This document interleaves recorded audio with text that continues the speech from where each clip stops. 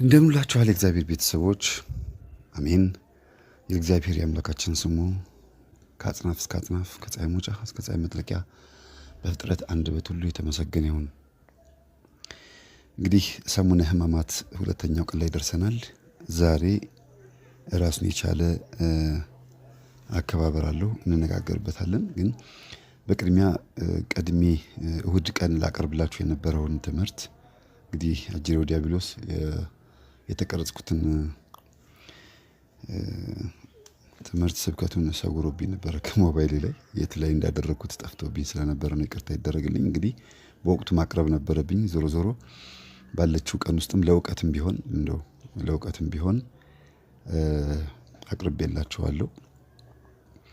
በሰሙነ ሕማማት ውስጥ የሚደረጉና የማይደረጉ ተብለው የሚነሱ ጥያቄዎች አሉ። እነሱን ከተለያዩ ቦታዎች ላይ ሰብስቤያቸዋለሁ። ጥያቄዎቹን ከምዕመናንም ከተለያዩ ቦታዎች ሰብስቤ ለእናንተ መልስ እንዲሆን አምጥቻቸዋለሁ። በሰሙነ ሕማማት ማማተብ ይቻላል ወይስ አይቻልም የሚል ጥያቄ አለ። በሰሙነ ሕማማት ማማተብ ይቻላል፣ ምንም አልተከለከለም። ግን ወቅቱን ለማስታወስ እንዲሁም ደግሞ የተደረገልንን ውለታ ለማሰብ ሲባል የተባሉና ያልተባሉ ነገሮች ትንሽ ተደበላልቀዋል። ዞሮ ዞሮ በእያንዳንዱ ድርጊቶቻችን ውስጥ ጌታችን ኢየሱስ ክርስቶስ ለእኛ የከፈለልን ዋጋ እንድናስብ የተሰሩ ነገሮች አሉ። ከስር እናያቸዋለን፣ እንዘረዝራቸዋለን። ማማተብ ይቻላል ወይስ አይቻልም የሚለውን ጥያቄ ለመመለስ ማስተዋል የሚገባን አንድ ሁለት ነገር አለ። አንደኛ ዲያብሎስ በማናማትብበት ጊዜ እንዴት ሊያጠምደን እንደሚችል ማሰብ አለብን። ሁለተኛ ነገር ደግሞ ማማተብ ትርጉሙ ምን እንደሆነ ማወቅ አለብን። ማማተብ ማለት ዲያብሎስን ማባረር ወይም መስቀል መስራት ማለት ስለሆነ ጌታችን ኢየሱስ ክርስቶስ ከ2013 ዓ.ም በፊት ተሰቅሎ ሞትን ድል አድርጎ ተነስቶ አድርጎ ሄዷል። ስለዚህ ያንን ለማስታወስ እንጂ ዛሬም እንደገና መጥቶ ተሰቅሏል። ሕማማቱን እንደገና ልክ ዛሬ እንደሆነ አድርገን አናማትብም እያልን አይደለም። ግን በስሜታችን በአጠቃላይ በነፍሳችን ስሜት በስጋችንም ስሜት ያንን ቦታ ያንን ጊዜ በመካከል ከጌታችን ትንሣኤ ጀምሮ ከጌታችን ሕማማት ጊዜ ጀምሮ እስካሁን ድረስ ያለውን 2013 ዓመት እርስት አድርገን ቦታው ላይ ለመገኘት በመንፈስ ለመገኘት የሚደረጉ ስርዓቶች ናቸው። ስለዚህ ማማተብ፣ ማዕድ መባረክ እንዲሁም ደግሞ ቡራኬ መስጠት፣ የሞተን መፍታት ፍትሐት ማድረግ ወይም መስቀል መሳለም አይፈቀድም የተባለው በአደባባይ ካህናት ይሄን አያድርጉት ነው እንጂ በግል ሁሉም በየራሱ በገበታውን ባርኮ መብላት ይችላል። ራሱን በስመ አብ ብሎ ማማተብና ሲደነግጥም ሆነ ገበታ ፊት ማማተብ ይችላል። በአደባባይ ግን አልተፈቀደም ነው ዋናው ትልቁ ነገር። በማስከተል ደግሞ በሃይማኖት ጸሎት ላይ ስለኛ ተሰቀለ፣ በጴንጤናዊ በጲላጦስ ዘመን እርሱ መከራን ተቀበለ፣ ሞተ፣ ተቀበረ፣ በሶስተኛ ቀን ከሙታን ተለይቶ ተነሳ እያልን መጸለይ እንችላለን ወይ የሚል ጥያቄም ተነስቷል። እነዚህ ጥያቄዎች የአብዛኛውን ምዕመናን ጥያቄ ነው። ለምን በሰሙነ ሕማማት ገና እንግዲህ ሞተ ተቀበረ የሚለው ገና እየተፈጸመ ስላልሆነ በድርጊት እያንዳንዱን ለመሄድ እንዲመች አባቶቻችን ሐመ እስከሚለው ድረስ ሐመ ወሞተ የሚለውን አይቀጥሉትም፣ ሐመ ብለው ያቆሙታል። ለምን ሕማማት ስለሆነ ታመመ ብለው ነው የሚያቆሙት እስከ አርብ ድረስ። ይህንን ከአባቶቻችን የምንማረው ታሪኩን ለማስታወስ እንዲመች ነው እንጂ ጸሎቱ የሚከለከል ሆኖ አይደለም። ታሪኩን ግን እንድናስታውሰው ልክ ሐመ ታመመ ብለን እናቆማለን። አሁን ሁላችሁም የዘወትር ጸሎት ስትጸልዩ ታመመ እስከሚለው ድረስ ጸልያችሁ ከዛ በኋላ ታቆሙታላችሁ ማለት ነው። ከዛ ደግሞ እንደገና ይቀጥላል። አሁን ለምሳሌ ሰኞ፣ ማክሰኞ፣ ሮብ፣ ሐሙስ ኢየሱስ ክርስቶስ ላይ ተማከሩበት አይደለም? እንዴት እናርገው፣ እንስቀለው፣ እንዴት እንግደለው፣ ይሁዳን ራሱ ከነሱ ጋር እንዲደራደር ያደረጉበት ሁኔታ የሕማሙን የሚገልጹ ነገሮች ናቸው። እስከ ሐሙስ ድረስ ተማክሯል። ከዛ ከሐሙስ ሌሊት ጀምሮ ከሐሙስ ቀን ጀምሮ እስከ አርብ ሌሊት ድረስ ደግሞ መከራን ተቀበለ ስለሚል ያንን መከራ እናስባለን። አሁንም ታመመ ነው መከራን ተቀበለ የሚለው ድረስ እንሄዳለን። አስተውሉ። የዘወትር ጸሎት ውስጥ ታመመ፣ መከራን ተቀበለ፣ ሞተ የምትለዋን የምንጸልያት አርብ ነው ማለት ነው። ተሰቀለ፣ ተቸነከረ የሚለውንም ቃላቶቹን እንደየወቅቱ ቀስ እያልን እየጸለየ ነው እንድንሄድ የሚደረግ የህዝቡን ለማስተማር ትኩረት እንዲደረግ እንጂ አትጸልዩት የሚል ህግ ወጥቶ አይደለም። ስለዚህ አባቶቻችን ይህንን ህግ የሰሩልን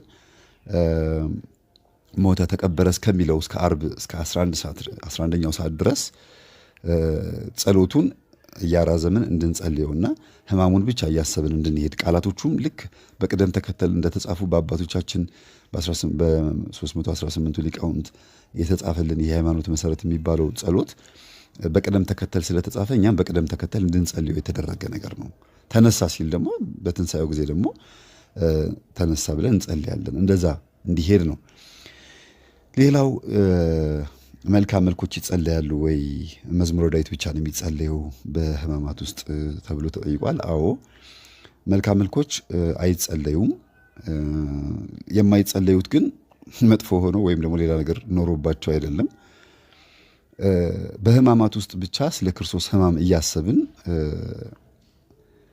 የክርስቶስን ህማም ሊገልጽ የሚችሉ ጸሎቶችን እየጸለይን ይችን 5 ቀን መልካም መልኮቹን ብናቆማቸው ተብሎ ነው። ሌላው ብናቆማቸው የተባለበት ምክንያት ደግሞ ሰዓት ስለማይበቃ ነው። ህማሙን ብቻ በማሰብ የሚጸለዩ ብዙ ጸሎቶች አሉ። ቅዱስ ያሬድ የጻፋቸው እንዲሁም በየጸሎት መጽሐፍቶቻችን ላይ ስለ ክርስቶስ የሚናገሩ ህማሙን የሚገልጹ መጽሐፍቶች አሉ። እነሱን እየጸለይን ስለ ክርስቶስ ህማም እያሰብን እንድንጸልይ ብቻ ስለተፈለገ እንጂ መልካም መልኮቹ አይጸለዩ አይደለም። ጊዜ ካለ እንዲያውም ጸሎት መጸለያ ጊዜ ካላችሁ ቢጸለዩም ችግር የለውም። እኔ አባቶችን ጠይቄያለሁ፣ ይቻላል።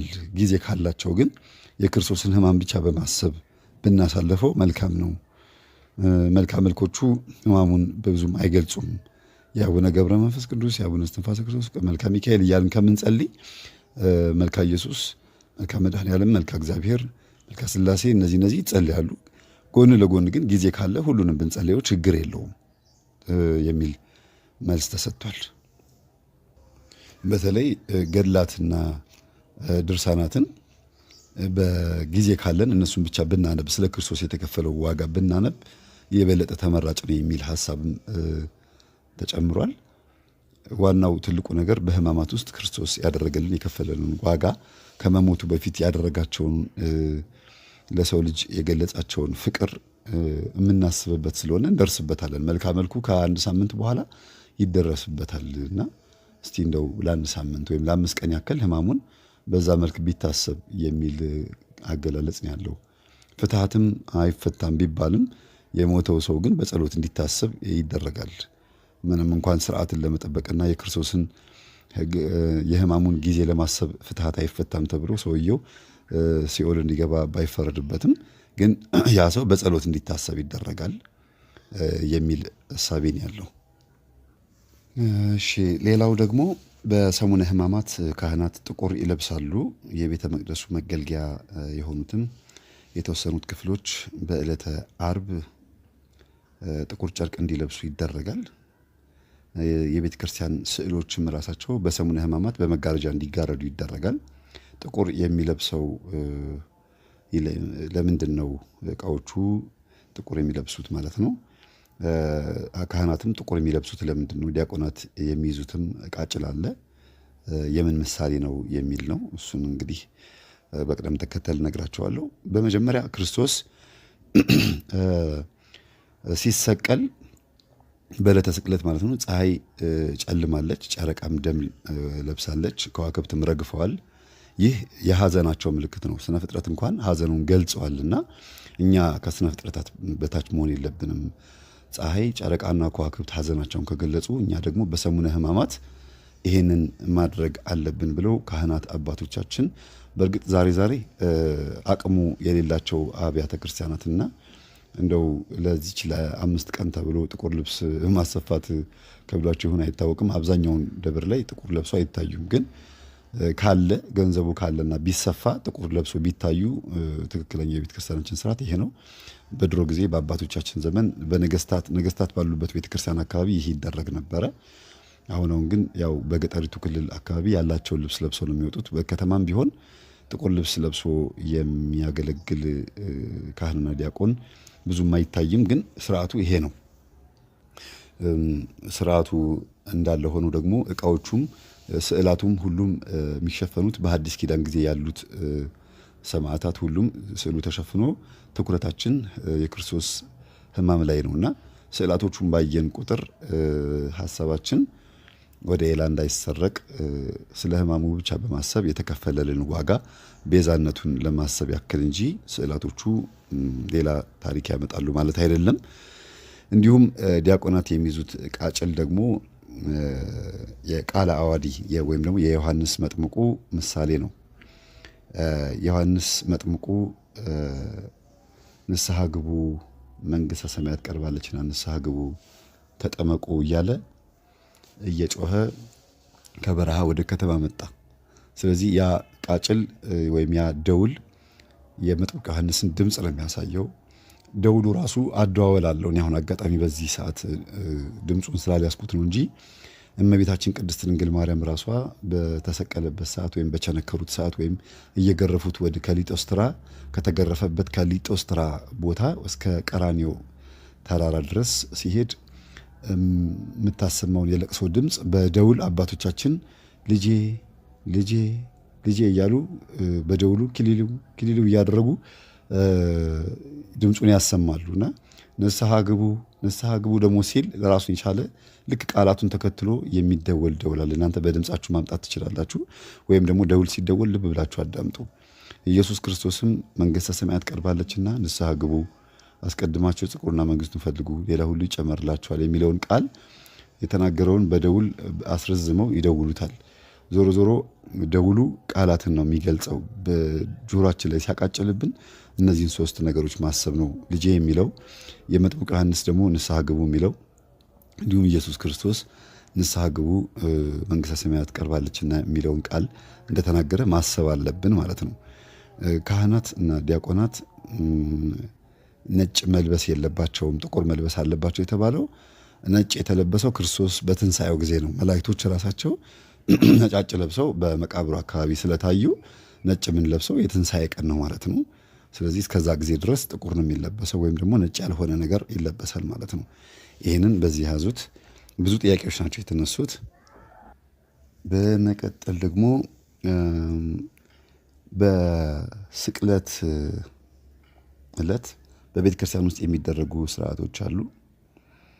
ብዙዎቻችሁ ያው ከቤተ መቅደስ ውጭ ያላችሁ የምትሰግዱ ሰዎች ድምፁን ብቻ እየሰማችሁ ስለምትሰግዱ ስርዓቱን አታስተውሉትም። በቤተ መቅደስ ውስጥ ግን ካህናት ደስ የሚል የሆነ ትዕይንት ያሳያሉ። ትዕይንቱ ደግሞ ኢየሱስ በቀራኒዮ ላይ ከታች ከተገረፈበት ጀምሮ እስከ ተሰቀለበት ድረስ እየተደረጉ ያሉ ነገሮችን በተግባር ይገልጻሉ። ለምሳሌ ጽዋና እርፈ መስቀሉን ያዘጋጃሉ። ያ ፊት ለፊት ያስቀምጡታል ማለት ነው። መጾር መስቀሎችም ከፍ ብለው ይሰቀላሉ። በትልቅ በረጅም ዱላ ከፍ ተደርገው ይሰቀላሉ ወደ ላይ ማለት ነው።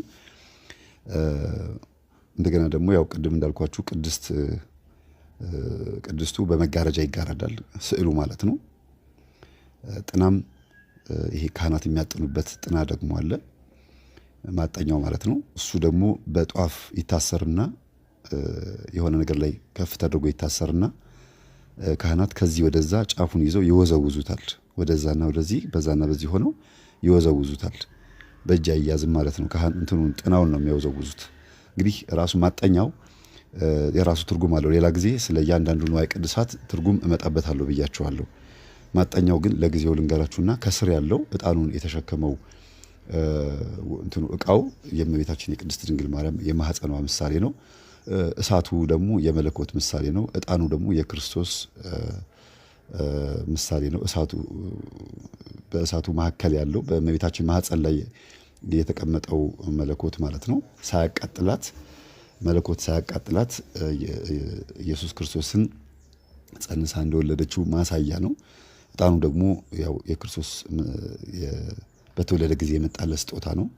እንዲሁም የቅዱሳን ጸሎት ነው። ከምድር ወደ ሰማይ ስለሆነ ዕጣን መቼም እሳትና ዕጣን ከታች ወደ ላይ ነው የሚያርገው። የትኛውም ጧፍ ብታበሩ ጧፉን ብትዘቀዝቁትም ቀና ብታደርጉትም ሻማም አብርታችሁ ብትዘቀዝቁት እሳቱ ወደ ጎን አይሆንም፣ ወደ ላይ ነው የሚነደው። አስተውላችሁ ከሆነ እጣንም ሲጨስ ንፋስ ወደ ጎን ቢያወዛውዘውም ግን የትም ሰፈር ላይ ወደ ጎን ቢሄድ ወደ ላይ መውጣቱን ሳያቋርጥ ነው ወደ ጎን የሚሄደው። ወደ ላይ እየወጣ ነው ወደ ጎን የሚሄደውና ይሄ የክርስቶስ ምሳሌ ስለሆነ ማጠኛውን ይወዘውዙታልና ክርስቶስ በገመድ እየጎተቱ ከዛና ከዚህ እያጋጩ ወደ ቀራንዮ እንደወሰዱት ማሳያ ነው። ራሱ ማጠኛው ደግሞ ካህናት ወደዛና ወደዚህ መወዝወዛቸው በውስጥ ታዋቂነት የአይሁድ ካህናት ያደረጉት ቢሆንም ግን እያለቀሱ ካህናት እያዘኑ እንዲህ ያደረጉህ እኮ እያሉ የሚወዘውዙበት ምሳሌ ነው እና መጋረጃው የሚጋረድበትን ምክንያት ቅድም ነግሬያቸዋለሁ።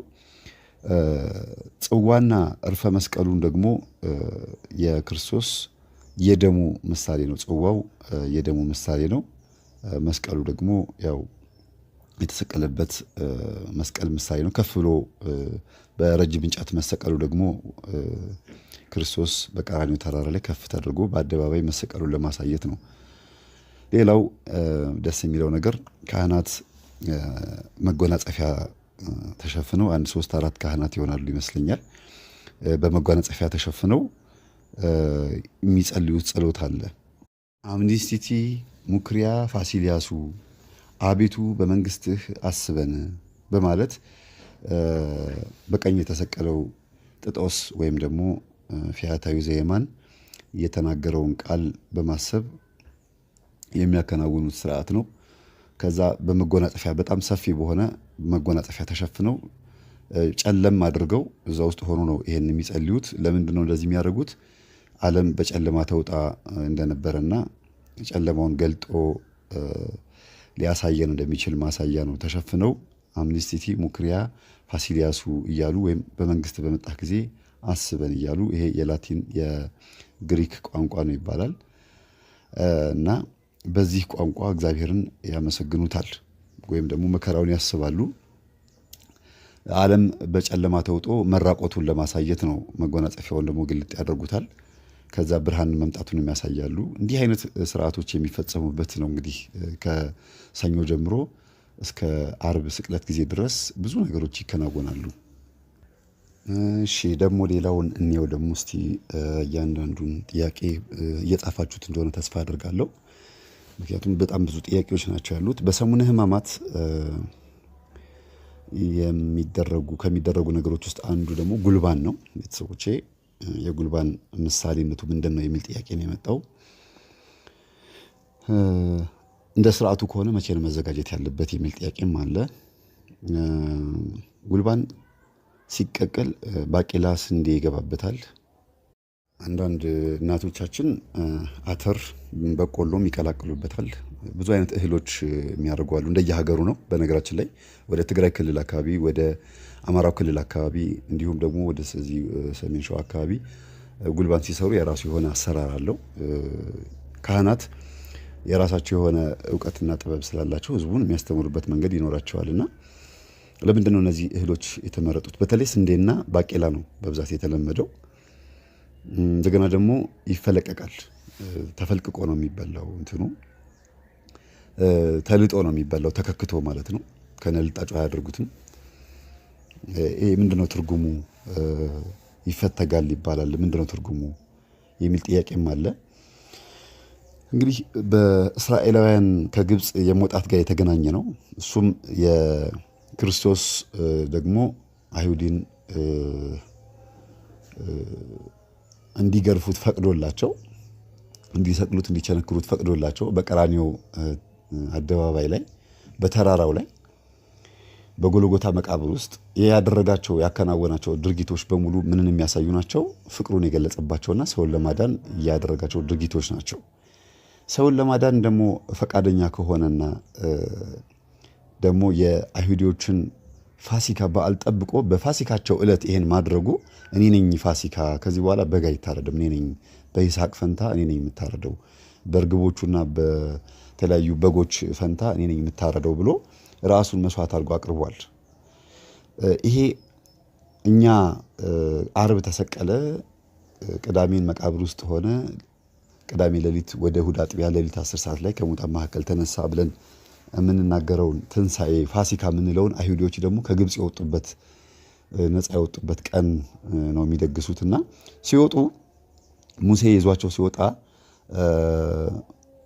በጉን አርደው በልተው እንዲያውም ምን ይላል መጽሐፍ ቅዱስ እግዚአብሔር ለሙሴ ሲነግረው ቀንዱ ያልከረከረ ጥፍሩ ያልዘረዘረ ጸጉሩ ያላረረ ጠቦት የሆነ በግ በቤታችሁ በር ላይ ፊት ለፊት ላይ በገመድ አስራችሁ እስከ 11 ሰዓት ድረስ አቆዩትና 11 ሰዓት ላይ አርዳችሁ ጠብሳችሁ ብሉት፣ እንዳትቀቅሉት ጥሬውንም እንዳትበሉ ጠብሳችሁ ብሉት አለ። ይሄንን ባለፈው ተናግሬያለሁ። ለምን ተጠብሶ እንደሚበላ ስጋ የክርስቶስ ምሳሌነቱ ምን ማለት እንደሆነ። የተጠበሰ ስጋ ተቀቅሎ ጣዕሙም አልጠፋም፣ ጥሬም ሆኖ ጣዕሙም አይታወቅም።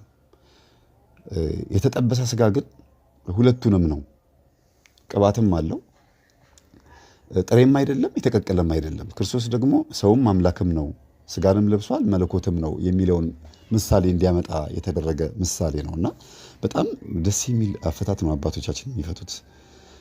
እኔ የተዋህዶ እምነት ተከታይ በመሆኔ እጅግ በጣም ከምረካበትና ደስተኛ ከመሆንበት ነገር ውስጥ አንዱ አንድምታ የሚባለውን ፍቺ ስፈታው ነው። ለምሳሌ እንደ እርግብ የዋህ እንደ እባብ ብልጥ ሆኑ ሲል እንደ እባብ ተንኮለኛ ሆኑ ማለት እንዳልሆነ ይታወቃል። ይህን የተናገረው ክርስቶስ ነው። አባቶች ምን አሉ? ይሄን ሲፈቱት እባብን አስተውላችሁ እዩት። እባብ እያረጀ ሲመጣ በሁለት ድንጋዮች መካከል እየተፈጋፈገ ያልፋል። ከዛ ሰውነቱ ላይ ያለው ቅርፊት ተቀርፎ ወደ ኋላ ይቀራል፣ እሱም አዲስ ሆኖ ይወጣል። ይሄም የሚሆነው 40 ቀን ሙሉ ራሱን በአፈር ውስጥም ሆነ በአንዳንድ ነገሮች ውስጥ ሸሽጎ ቆይቶ ነው። ምግብ ሳይበላ አፈር ሳይልስ ምንም ሳያደርግ ምንም አይነት እህል ሳይበላ 40 ቀን ሙሉ ቆይቶ ከዛ በኋላ በሁለት ድንጋዮች መካከል ተጣቦ ሲያልፍ ቅርፊት ነገር ከላዩ ላይ ይወድቃል። እኛም 40 ቀን ሙሉ ጾመን ክርስቶስ እንደጾመው ማለት ነው። 55 ቀን የተደረገበት ምክንያት ባለፈው ተናግሬያለሁ። እነዚህን 55 ቀናቶች ውስጥ ጾመን ከዛ ኃጢአታችንን የምናስወግድበት ልክ እንደ እባቡ ቅርፊታችንን የምንቀርፍበት ነው። እባብ ብልጥ ነው ብልህ ነው ይባላል። ሌላው ደግሞ ውሃ ሊጠጣ ሲል መርዙን መሬት ላይ አስቀምጦ ተፍቶ ነው ውሃ የሚጠጣው እባብ። ስለዚህ እኛም የክርስቶስን ቃል ልንጠቀምበት የሚገባው ወይም ደግሞ ትምህርቱን ለመማር ወደ ቤተክርስቲያን ስንሄድ ኃጢአታችን አስወግደን ይቅር ብለን ብዙ ነገሮችን አስወግደን ነው ቃሉን መስማትና ማዳመጥ ያለብን። የህይወት ውሃ እኔ ነኝ ብሏል። የህይወት ምንጭ እኔ ነኝ ብሏል። የህይወት ምንጭ የህይወት ውሃ እሱ ከሆነ ምንጩም ውሃውም ራሱ ከሆነ እሱን ለመቀበል ግዴታ መርዛችንን መጥፋት አለብን፣ መርዛችንን ማስወገድ አለብን። ከዛ በኋላ ነው ውሃ መጠጣት ያለብን፣ ቃሉን ማለት ነው። እንደ እርግብ የዋህ ሁኑ የተባለው ደግሞ እርግብ የዋህ ነች። በምንድን ነው የዋህነቷ የታወቀው? ቤቷን ካላፈረሱባት በስተቀር እንቁላሏን ቢያፈርጡባት ወይንም እሺ ብለው ቢያባርሯት ከቤቷ አትርቅም ይባላል።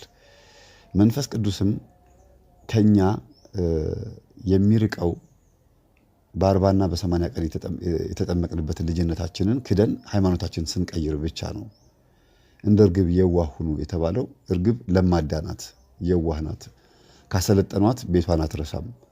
ስለዚህ እንደ እርግብ የዋህ ሁኑ ተባለ። ሌሎችም ብዙ ምሳሌዎች አሉና አንድምታ የሚባሉ ፍቺዎችን ስትሰሙ አባቶቻችን ስነ ፍጥረትን እያዩ እንዴት አድርገው እንደሚፈቱት ስናስተውል ምን ያህል የባዮሎጂ ተማሪዎችና የኬሚስትሪ ተማሪዎች መሆናቸውንም እናስተውላለን።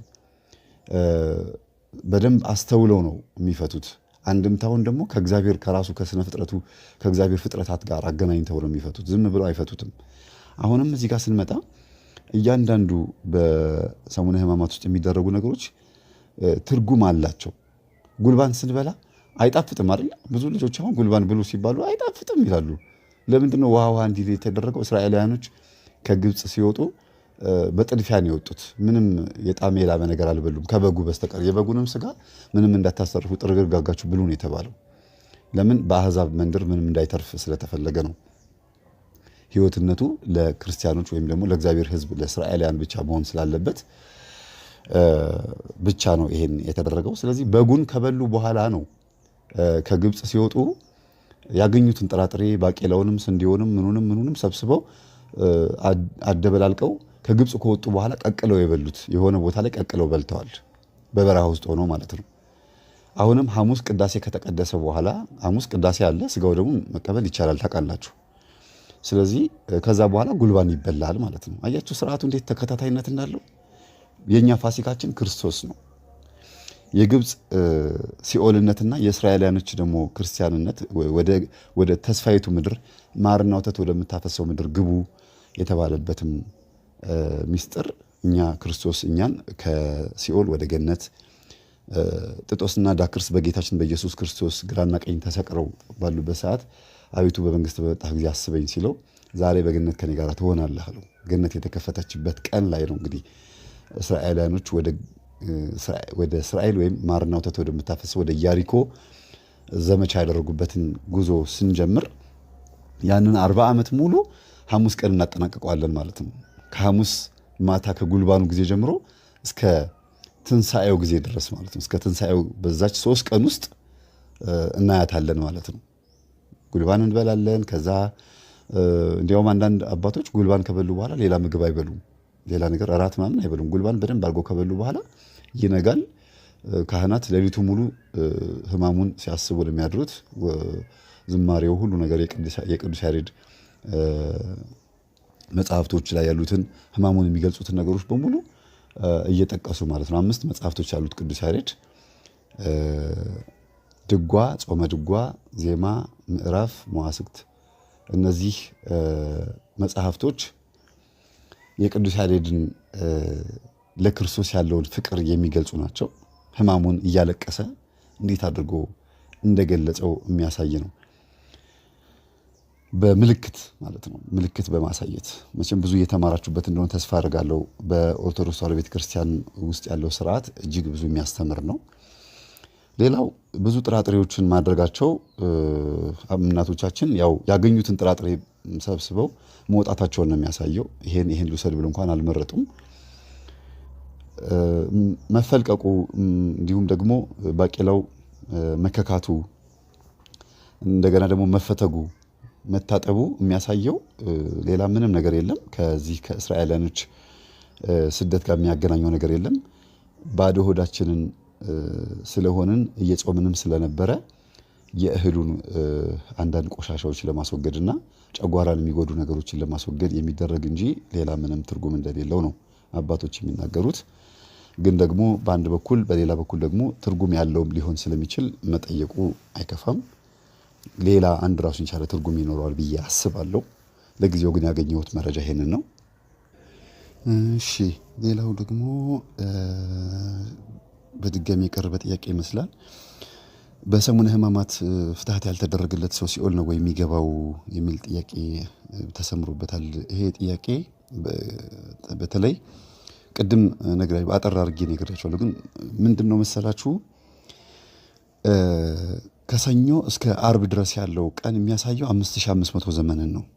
ቤተሰቦች የመጀመሪያ ማስተዋል ያለብን ከሰኞ እስከ አርብ ድረስ ያለው ዓመተ ፍዳ፣ ዓመተ ኩነኔ፣ ዓመተ ዓለም ተብሎ የሚጠራው ከአዳም ጀምሮ እስከ ጌታችን ኢየሱስ ክርስቶስ እስከተወለደበት ጊዜ ድረስ ያለውን የመከራና የጨለማ ዘመን የሚያመለክት ስለሆነ ፍትሐት የለም፣ አልተፈታም፣ ማንም አልተፈታም በዛ 5500 ዘመን ውስጥ። ስለዚህ ታዲያ እንዴት ነው የሚሆነው የሰው ነፍስ ብላችሁ ላላችሁት በሆሳዕና በዓል ቀን አንደኛውን ሕዝቡ ሁሉ ወደ ቤተ ክርስቲያን እንዲመጣ የሚደረገውና ሁሉም ግንባሩ ላይ መስቀል እንዲያስር የሚደረገው በዚህ ምክንያት ነው።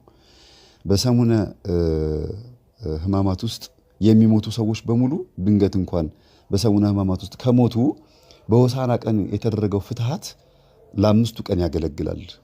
ለ5ቱ ቀን ነው የሚያገለግለው።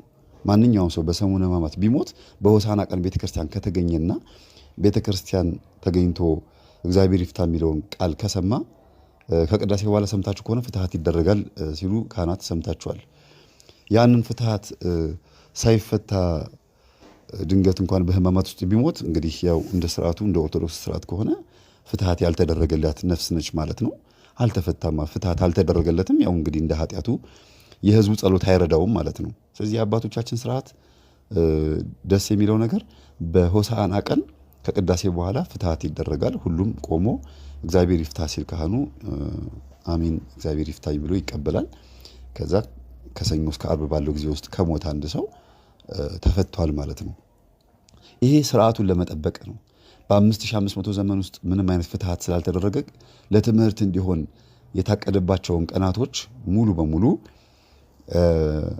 ወደ ትምህርትና ወደ ምሳሌ ለመውሰድ እንዲመች እንጂ ማክሰኞ ቀን፣ ሮብ ቀን፣ ሐሙስ ቀን የሞተ ሰው ሲኦል ይገባል ማለት አይደለም እና ይሄንን አስተካክሉ። ምንም አይነት እንከን የሌለባት የተዋሕዶ ቤተክርስቲያን ስንዱ እመቤት ሁሉ ነገር ያላት የፈለግነውን ቃላት ብድግ አድርገን አንስተን የምንማማርባት ቤተክርስቲያን ስለሆነች መልስ አይጠፋም፣ መልስ አለ። ሌላው በሰሙነ ሕማማት እግዚኦታ አይቀርብም ይባላል። እግዚኦ መሐረነ ክርስቶስ በእንተ እግዝእትነ ማርያም መሐረነ ክርስቶስ የሚለው ነገር የሚቀርበው እንግዲህ ከሕማማቱ በኋላ ነው እግዚኦታ የሚቀርበው። በተለይ ቅድምም እንዳልኳችሁ ፍትሐት ከአርብ ማታ ጀምሮ ከሞተበት ሰዓት ጀምሮ ክርስቶስ ምን ብሏል? በሲኦል ያሉትን ነፍሳቶች በሙሉ ውጡ፣ በጨለማ ያላችሁ ወደ ብርሃን ውጡ ብሎ ክርስቶስ እየተናገረ ወደ ሲኦል ሄዶ ነፍሳትን ወደ ገነት ስላሸጋገረ ፍትሐት የሚጀምረው መቼ ነው? አርብ ከ11 ሰዓት በኋላ ነው። ቅዳሜም ፍትሐት አለ፣ መስቀል መሳለም ግን የለም። ምክንያቱም ክርስቶስ ከሙታን ከተነሳ በኋላ ነው መስቀል የምንሳለመው። ስለዚህ አሁንም እግዚኦታ የሚቀርበው ክርስቶስ ነፍሳትን ወደ ገነት ካሸጋገረ በኋላ ስለሆነ እግዚኦታ አይቀርብም በአምስቱ ቀን ማለት ነው። መሐረነ ክርስቶስ ማለት ቢሆንም ግን ሕማሙን ብቻ እያሰብን ለእኔ ስትል ተወጋህ፣ ለእኔ ስትል ተገረፍክ፣ ለእኔ ስትል ተንገላታህ፣ አቤቱ ጌታ ሆይ እንወድሃለን፣ ፍቅርህ ምንኛ ጥልቅ ነው እያለን እግዚአብሔርን ልጁን እንዴት አድርጎ መስዋዕት አድርጎ የባህሪ ልጁን እንደሰጠን የምናስብበት ቀን ነው። እንዲሁም ደግሞ ከሙታን መካከል ተለይቶ ተነሳ ተብሎ ከተጸለየ በኋላ መስቀል መሳለም ይቻላል፣ እግዚኦታ ማቅረብ ይቻላል፣ አቤቱ ማረን ማለት ይቻላል፣ እናመሰግንሃለን ብለንም እናመሰግነዋለን። ሁሉንም ማቅረብ ይቻላል። ከትንሣኤ በኋላ ክርስቶስ ተንሥአ እሙታን በዐቢይ ኃይል ወሥልጣን አሰሮ ለሰይጣን አግዓዞ ለአዳም ሰላም እምይእዜሰ ኮነ ፍስሐ ወሰላም የሚለውን የሰላምታ አሰጣጥም የምንቀባበለው ከዛ በኋላ ነው። እስከዛ ጊዜ ድረስ ግን ሕማሙን እያሰብን ምሳሌዎቹንም እየተከተልን እንሄዳለን። ለነፍሳችን የሚጠቅመውን ጸሎት መጽሐፍ ግን ጊዜ ካለን እንጸልያለን ማለት ነው። ስርዓቷ እጅግ በጣም ደስ የሚል ጥልቅ ነው ማለት ነው። በጣም ደስ ይላል። ሌላው በሰሙነ ሕማማት ጊዜ በአርብ ቀን በስቅለት ዕለት ማለት ነው መዝሙረ ዳዊት ይጸለያል። ጧፍ ወደ ላይ ከፍ አድርገው ከጸለዩ በኋላ አንድ የሚናገሯት ቃል አለች። ይሁዳ ወልዱ ወውሉድ ይደምሰስ ብለው ጧፉን ይደበድቡታል። ይህ ሚስጥሩ ምንድን ነው የሚል ነው። በቤተ መቅደስ ውስጥ የሚከናወን ነገር ነው። ይሄ ደግሞ በመዝሙረ ዳዊት ውስጥ የተጠቀሰ ነገር ነው። በሐዋርያት ሥራ ላይም ተጠቅሷል። አንድ የተነገረ ቃል አለ በመዝሙረ ዳዊት ላይ ማደሪያቸው በረሃ ትሁን፣ በድንኳኖቻቸውም የሚቀመጥ አይገኝ፣ በጽድቅህም አይግቡ፣ ከሕያዋን መጻሕፍት ይደምሰሱ፣ ከጻድቃንም ጋር አይጻፉ የሚለውን ቃል ትንቢቱን ለመፈጸም እንዲመች ነው። እንግዲህ በጌታችን በኢየሱስ ክርስቶስ ስም በተሰራ ቤተ መቅደስ ውስጥ የአይሁድ ወይም ደግሞ የኦሪት ካህናት እንደማይሰሩ ማሳያና የይሁዳንም እርግማን በዛው አብሮ ይዞት እንዲሄድ ለማድረግ ነው። እንዲሁም ደግሞ መኖሪያው ወይም አጸዱ ምድረ በዳ ትሁን፣ በውስጧም የሚኖሩ አይኑሩ፣ ሹመቱንም ሌላ ይውሰድ ተብሎ ስለ ይሁዳ በተነገረው ትንቢት ላይ የተፈጸሙ ነገሮች ስላሉ እሱን ለቤተ ክርስቲያን ተቆርቋሪነታቸውን፣ ለክርስቶስ ያላቸውን ተቆርቋሪነት፣ ለመሲሐችን ለክርስቶስ እነሱ መሲህ የሚሉት ሌላ ነው፣ እኛ ደግሞ መሲህ የምንለው ክርስቶስን ነው። ስለዚህ ለክርስቶስ ያለንን ተቆርቋሪነት ለማሳየት የሚገልጹት ነው ጧፉን የሚደበድቡት። ሹመቱንም ሌላ ሰው ይውሰዳት ተብሎ የተነገረበት ምክንያት ማለት ነው። አይሁድ ኢየሱስ ክርስቶስን ጠልተው አይደል የሰቀሉት። ይሁዳም ደግሞ ለክርስቶስ ጠላቶች ነው አሳልፎ የሸጠው በ30 ብር ማለት ነው። በአንደኛ ቆሮንቶስ ምዕራፍ 16 ቁጥር 22 ላይ ጌታን ኢየሱስ ክርስቶስን የማይወድ ቢኖር የተረገመ ይሁን ተብሏል። ስለዚህ ይሁዳ የተረገመ ሆኗል። ከነሱ ጋር ስለተባበረ ሹመቱንም ሌላ ሰው ወስዶበታል። በሱ ፈንታ ከዲያቆናት መካከል ማቲያስ የሚባል ሰው ተሹሟል። 11 ነበሩ ሐዋርያት ይሁዳ ሲሞት ማለት ነው። በሱ ፈንታም ደግሞ ማቲያስ ተሹሞ ሹመቱን ሌላ ሰው ወስዶታል። ዞሮ ዞሮ ካህን ተብሎ ተሹሞ ነበር። አጋንንትን እስከ ማውጣት የደረሰ ሰው ነበረ። ሂዱና አጋንንትን አውጡ ብሎ ክርስቶስ ሐዋርያትን ሲያዛቸው እኮ አጋንንትን በስሙ ካወጡት መካከል ነበረ። ይህንን እንኳን ተአምራት እያየ ክርስቶስን አሳልፎ ለመሸጥ መሞከሩ ምን ያህል የተፈረደበት ሰው እንደነበረ ማሳያ ነው። ስለ ይሁዳ አጠቃላይ ትክክለኛ የህይወት ታሪኩን ለማወቅ ከፈለጋችሁ ወንድማችን ዲያቆን ሄኖክ ኃይሌ ሕማማት በሚለው መጽሐፉ ላይ በደንብ አድርጎ የመጽሐፉ መግቢያዎቹ አካባቢ ላይ የመጀመሪያዎቹ 30 እና 40 ገጾቹ ላይ ስለ ይሁዳ በደንብ አድርጎ አብራርቷል። ከፈለጋችሁ ሕማማት ብላችሁ በዩቲዩብ ላይ ሰርች አድርጋችሁ ገብታችሁ ማዳመጥ ይቻላል፣ በኦዲዮ ማለት ነው። ይሁዳ ምን አይነት ሰው እንደነበረ፣ እንዴት አይነት መከራ እንዳጋጠመው፣ እንዴት አይነት ህይወት እንደኖረና ትንቢት የተፈጸመበት ስለምንድን ነው የሚለውን ዲያቆን ሄኖክ ኃይሌ ሕማማት በሚለው መጽሐፉ ላይ ተጽፏል። እንዲሁም መጽሐፉን ለመግዛትና እድሉ ላላገኛችሁ ደግሞ በዩቲዩብ ላይ ገብታችሁ ሕማማት የሚለውን ኦዲዮ ብታዳምጡት የበለጠ ተጠቃሚ ትሆናላችሁ። የክርስቶስን ፍቅር ያድርባችኋል ብዬ ተስፋ አድርጋለሁ። እሺ፣ ቀጣዩ ደግሞ በቀዳም ስዑር ቀን ሰንበሌጥ ወይም ደግሞ ቄጤማ ነገር ግንባራችን ላይ እናስራለን። አረንጓዴ ምልክት በግንባራችን ላይ ማድረጋችን ለሁለት መሰንጠቃችን ራሱ ሰንጥቀን ነው የምናስረው። ብዙዎቻችን መሰንጠቁ ራሱ ትርጉም አለው። ብዙዎቹ ዝም ብሎ ግንባራቸው ላይ ያስሩታል፣ ግን መሰንጠቅ አለበት ነው የሚሉት አባቶች። ትርጉም አለው። ዞሮ ዞሮ ምንድን ነው ግንባር ላይ ማሰር የሚለውን ነገር እስቲ መጀመሪያ እንየው። እንግዲህ ቄጤማው ወደ ኖህ ዘመን እንድንመለስ ያደርገናል። የኖህ ዘመን እንዲታወስ በአመት ኖህን እንድናስታውሰው የተደረገ ስርዓት ነው። ኖህንና ቃል ኪዳኑን ማለት ነው። በዛ ውስጥም እመቤታችን አለች፣ በዛ ውስጥም ክርስቶስ አለ። በእያንዳንዱ የብሉይ ኪዳን የነቢያትና የካህናት ወይም የተፈጸሙት የአብርሃም ታሪኮች ከክርስቶስ ጋር የተገናኙ ናቸው።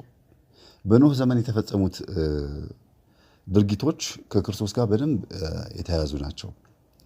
ኖህ የማየ አይህ ወይም የጥፋት ውሃ መብረዱን ለማወቅ ቁራ የሚባለውን ጥቁር ወፍ ልኮት ነበረ፣ ግን በዛው ሄዶ ቀርቷል። ዛሬ እኛ የቁራ መልክተኛ ብለን የምንናገረው በዚህ የተነሳ ነው። ምነው አንቺ የቁራ መልክተኛ ሆንሽ ትላላችሁ? ወይም ደግሞ ምነው ሱቅ ልካችሁት ልጃችሁን በዛው ጭልጥ ብሎ ኳስ እየተጫወተ ወይ የሆነ ነገር ምናምን እያደረገ ሲያረፍድባችሁ አንተ ምነው የቁራ መልክተኛ ሆነ ቀረህ ቆየህብኝ ለማለት ነው። ይሄ የሚያሳየው በኖህ ዘመን ቁራ በዛው ሄዶ ጭልጥ ብሎ ስለቀረ ነው።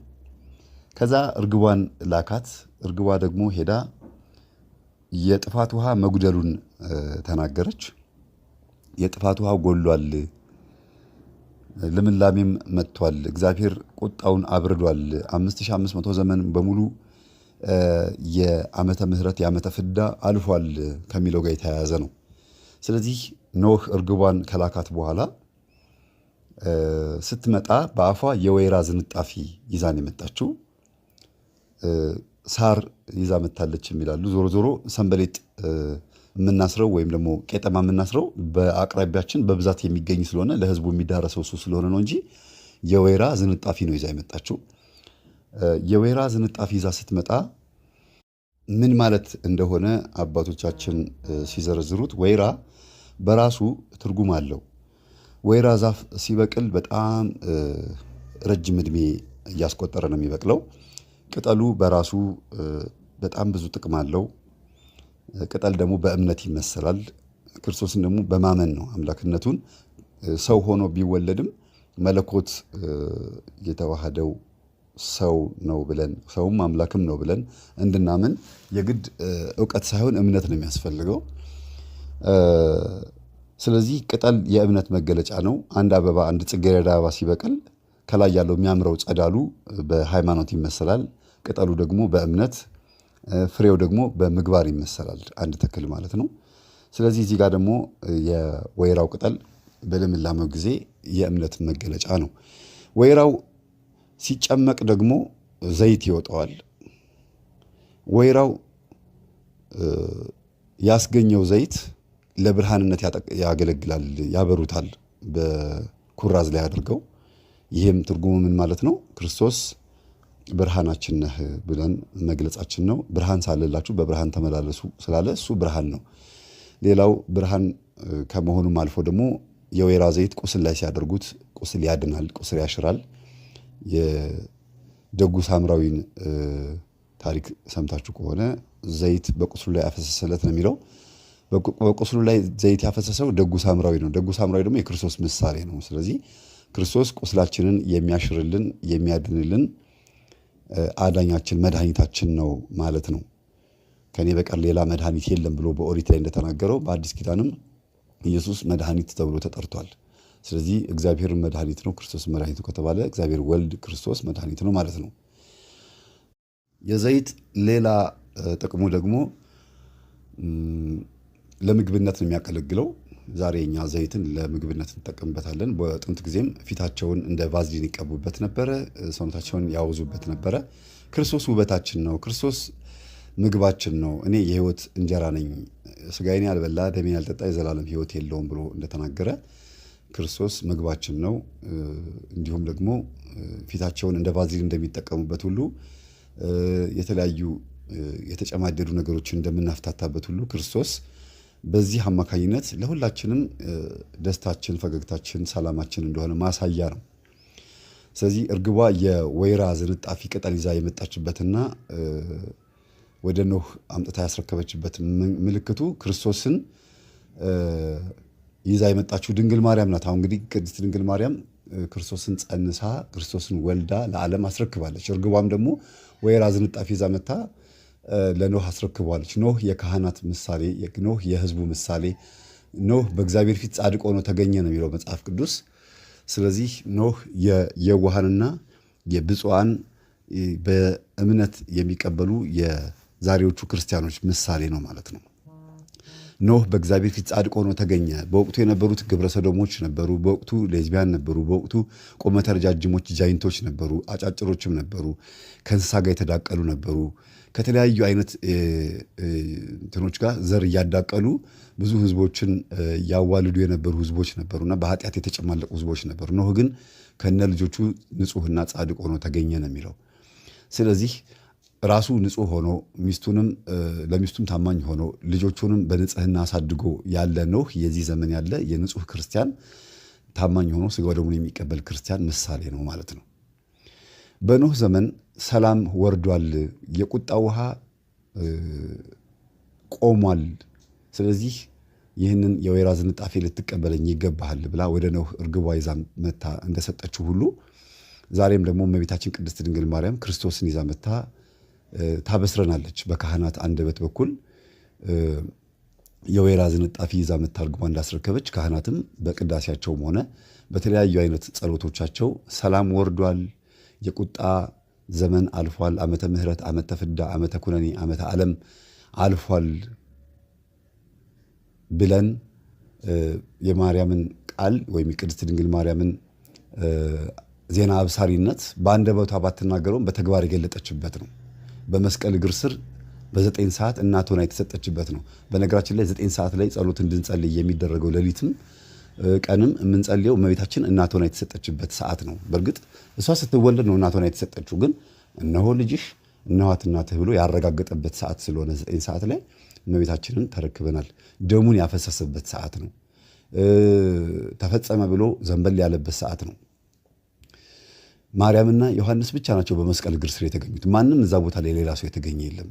ማርያምን ተፍረት፣ ማርያም መግደላዊት፣ እነዚህ ሰሎሜ፣ እነዚህ ነበሩ በመስቀል እግር ስር። ግን ማርያም የኢየሱስ እናት ማርያምና ዮሐንስ ተረካክበዋል። እናትነትንና ልጅነትን ተረካክበዋል ከኢየሱስ ክርስቶስ አንደበት። አንድ አባት ሊሞት ሲል ይናዘዛል አይደለም? መኪናውን ለገሌ ስጡልኝ፣ ቤቱን ለገሌ፣ ፋብሪካውን ለገሌ ስጡልኝ ብሎ ይናዘዛል። ክርስቶስን በመስቀል ላይ ሆኖ ሊሞት ሲል እናቱን ለዮሐንስ፣ ዮሐንስን ደግሞ ለእናቱ አስረከበ፣ ተናዘዘ ማለት ነው። ዮሐንስ እኛን ነው የሚወክለው፣ የዓለምን ሕዝብ ይወክላል። እነሆ እናትህ ብሎ ሰጥቶታል። እነሆ ልጅሽ ደግሞ ብሎ ማርያምን ለዓለም እናት አድርጎ ሸልሟል። ስለዚህ የምንረከብበትም ሰዓት ነው።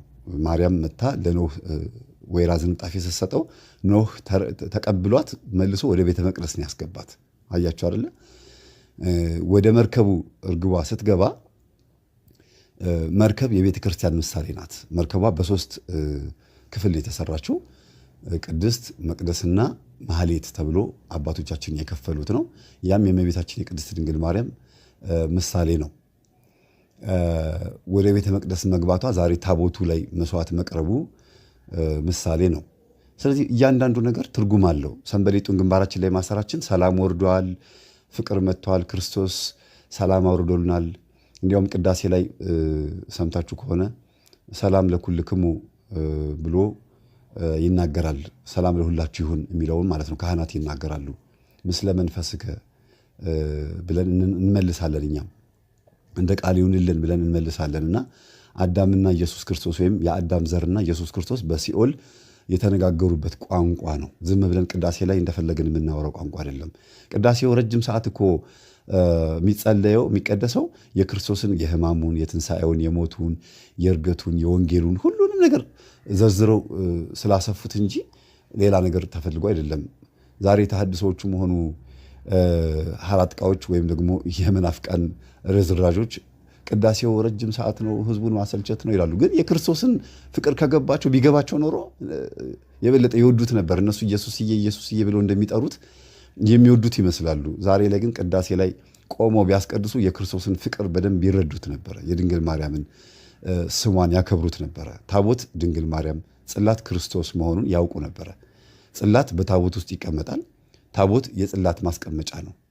ታቦት ድንግል ማርያም መሆኗ ያ ነው። በማህፀኗ ክርስቶስን የመሸከሟ ነው። ስጋው ደግሞ የሚፈተተው በዛ ላይ ነው። አስተውሉ እንግዲህ ይህ ትልቅ ሚስጥር ነው። በቀዳም ስዑር ቀን በግንባራችን ላይ የምናስረው የምን ምሳሌ ነው? የሰላም መምጣቱ ምሳሌ ነው። ከእንግዲህ በኋላ ሰላም ሆኗል እያሉ ካህናት በየቤቱ እየዞሩ ሰንበሌጥ ወይም ደግሞ ቄጠማ ይሰጣሉ። እኛም በግንባራችን ላይ ሰንጥቀን እናስራለን። መሰንጠቁ የምን ምልክት ነው? የቤተ መቅደስ መጋረጃ ለሁለት መከፈሉ ምልክት ነው። በአንድ በኩል የአይሁድ ካህናትና የሐዲስ ኪዳን ካህናት ለሁለት መከፈላቸው ማሳያ ነው። እንዲሁም ደግሞ በውስጥ በኩል ሰንበሌጡ ወይም ደግሞ ምንድነው ስሙ ቄጠማው ሲሰነጠቅ በውስጥ በኩል ነጭ ነው ያለው። ነጩ የብርሃን ምሳሌ ነው። አረንጓዴው ደግሞ የልማት፣ የልምላሜ፣ የፍቅርና አሁን የሰላም ጊዜ ምሳሌ ነው። አረንጓዴ ሁል ጊዜ የልምላሜ ምሳሌ ነው። ሰላም ከሌለ ዘርቶ መቃም ወልዶ መሳም አይቻልም ይላሉ አባቶቻችን። ይህን ሁሉ እንግዲህ ተማምረንበታል። በጣም ደስ ይላል። ቀጣዩ ደግሞ እስቲ አንድ የሆኑ ነገሮች እንመልከት። ምንድነው ቀጣዩ? በሰሙነ ሕማማት ከሰኞ ጀምሮ ያሉት ቀናቶች፣ አምስቱም ቀናቶች የራሳቸው የሆነ ትርጉም አላቸው። ምን ምን ምሳሌ አላቸው የሚለውን እናያለን። ካልሰለቻችሁ እንግዲህ ይህንን ደግሞ እንመልከት። እንግዲህ መጽሐፍ ቅዱስ እያንዳንዱ የህይወት ቃል ነው። ብዙዎቻችሁ ይሄን ነገር አትክዱትም። እንኳን እኛ ዓለም ራሱ አትክደውም። ለምን? በጣም ብዙ ደራሲያን መጥተው ብዙ መጽሐፍትን ጽፈው አልፈዋል። መጽሐፍቶቻቸውም ልቦለድ ሆኖ አልፈዋል ከነሱ ጋራ። መጽሐፍ ቅዱስ ግን ለስንት ሺህ ዘመናት ያክል እስካሁን ድረስ አለ። በመጽሐፍ ቅዱስ ውስጥ የተከናወኑት ኢየሱስ ክርስቶስ ያደረጋቸው ተአምራትና ትምህርቶች እንዲሁም የፈጸማቸው የተለያዩ አይነት ድርጊቶች በእያንዳንዱ ቀናትና ሳምንታት፣ በእያንዳንዱ ዕለታት፣ በእያንዳንዱ ሰዓታት፣ ደቂቃዎች ሁሉ እንዲታወሱ አባቶቻችን ሕግና ስርዓት እንደሰሩልን ደጋግሜ እየተናገርኩ ነው።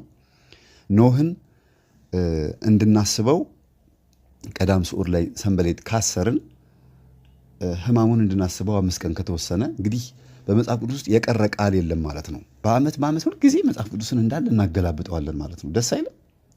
በጣም ደስ የሚል ስርዓት ነው። ሰኞ አንጽሖተ ቤተ መቅደስና መርገመ በለስ የሚባል ቀን ነው።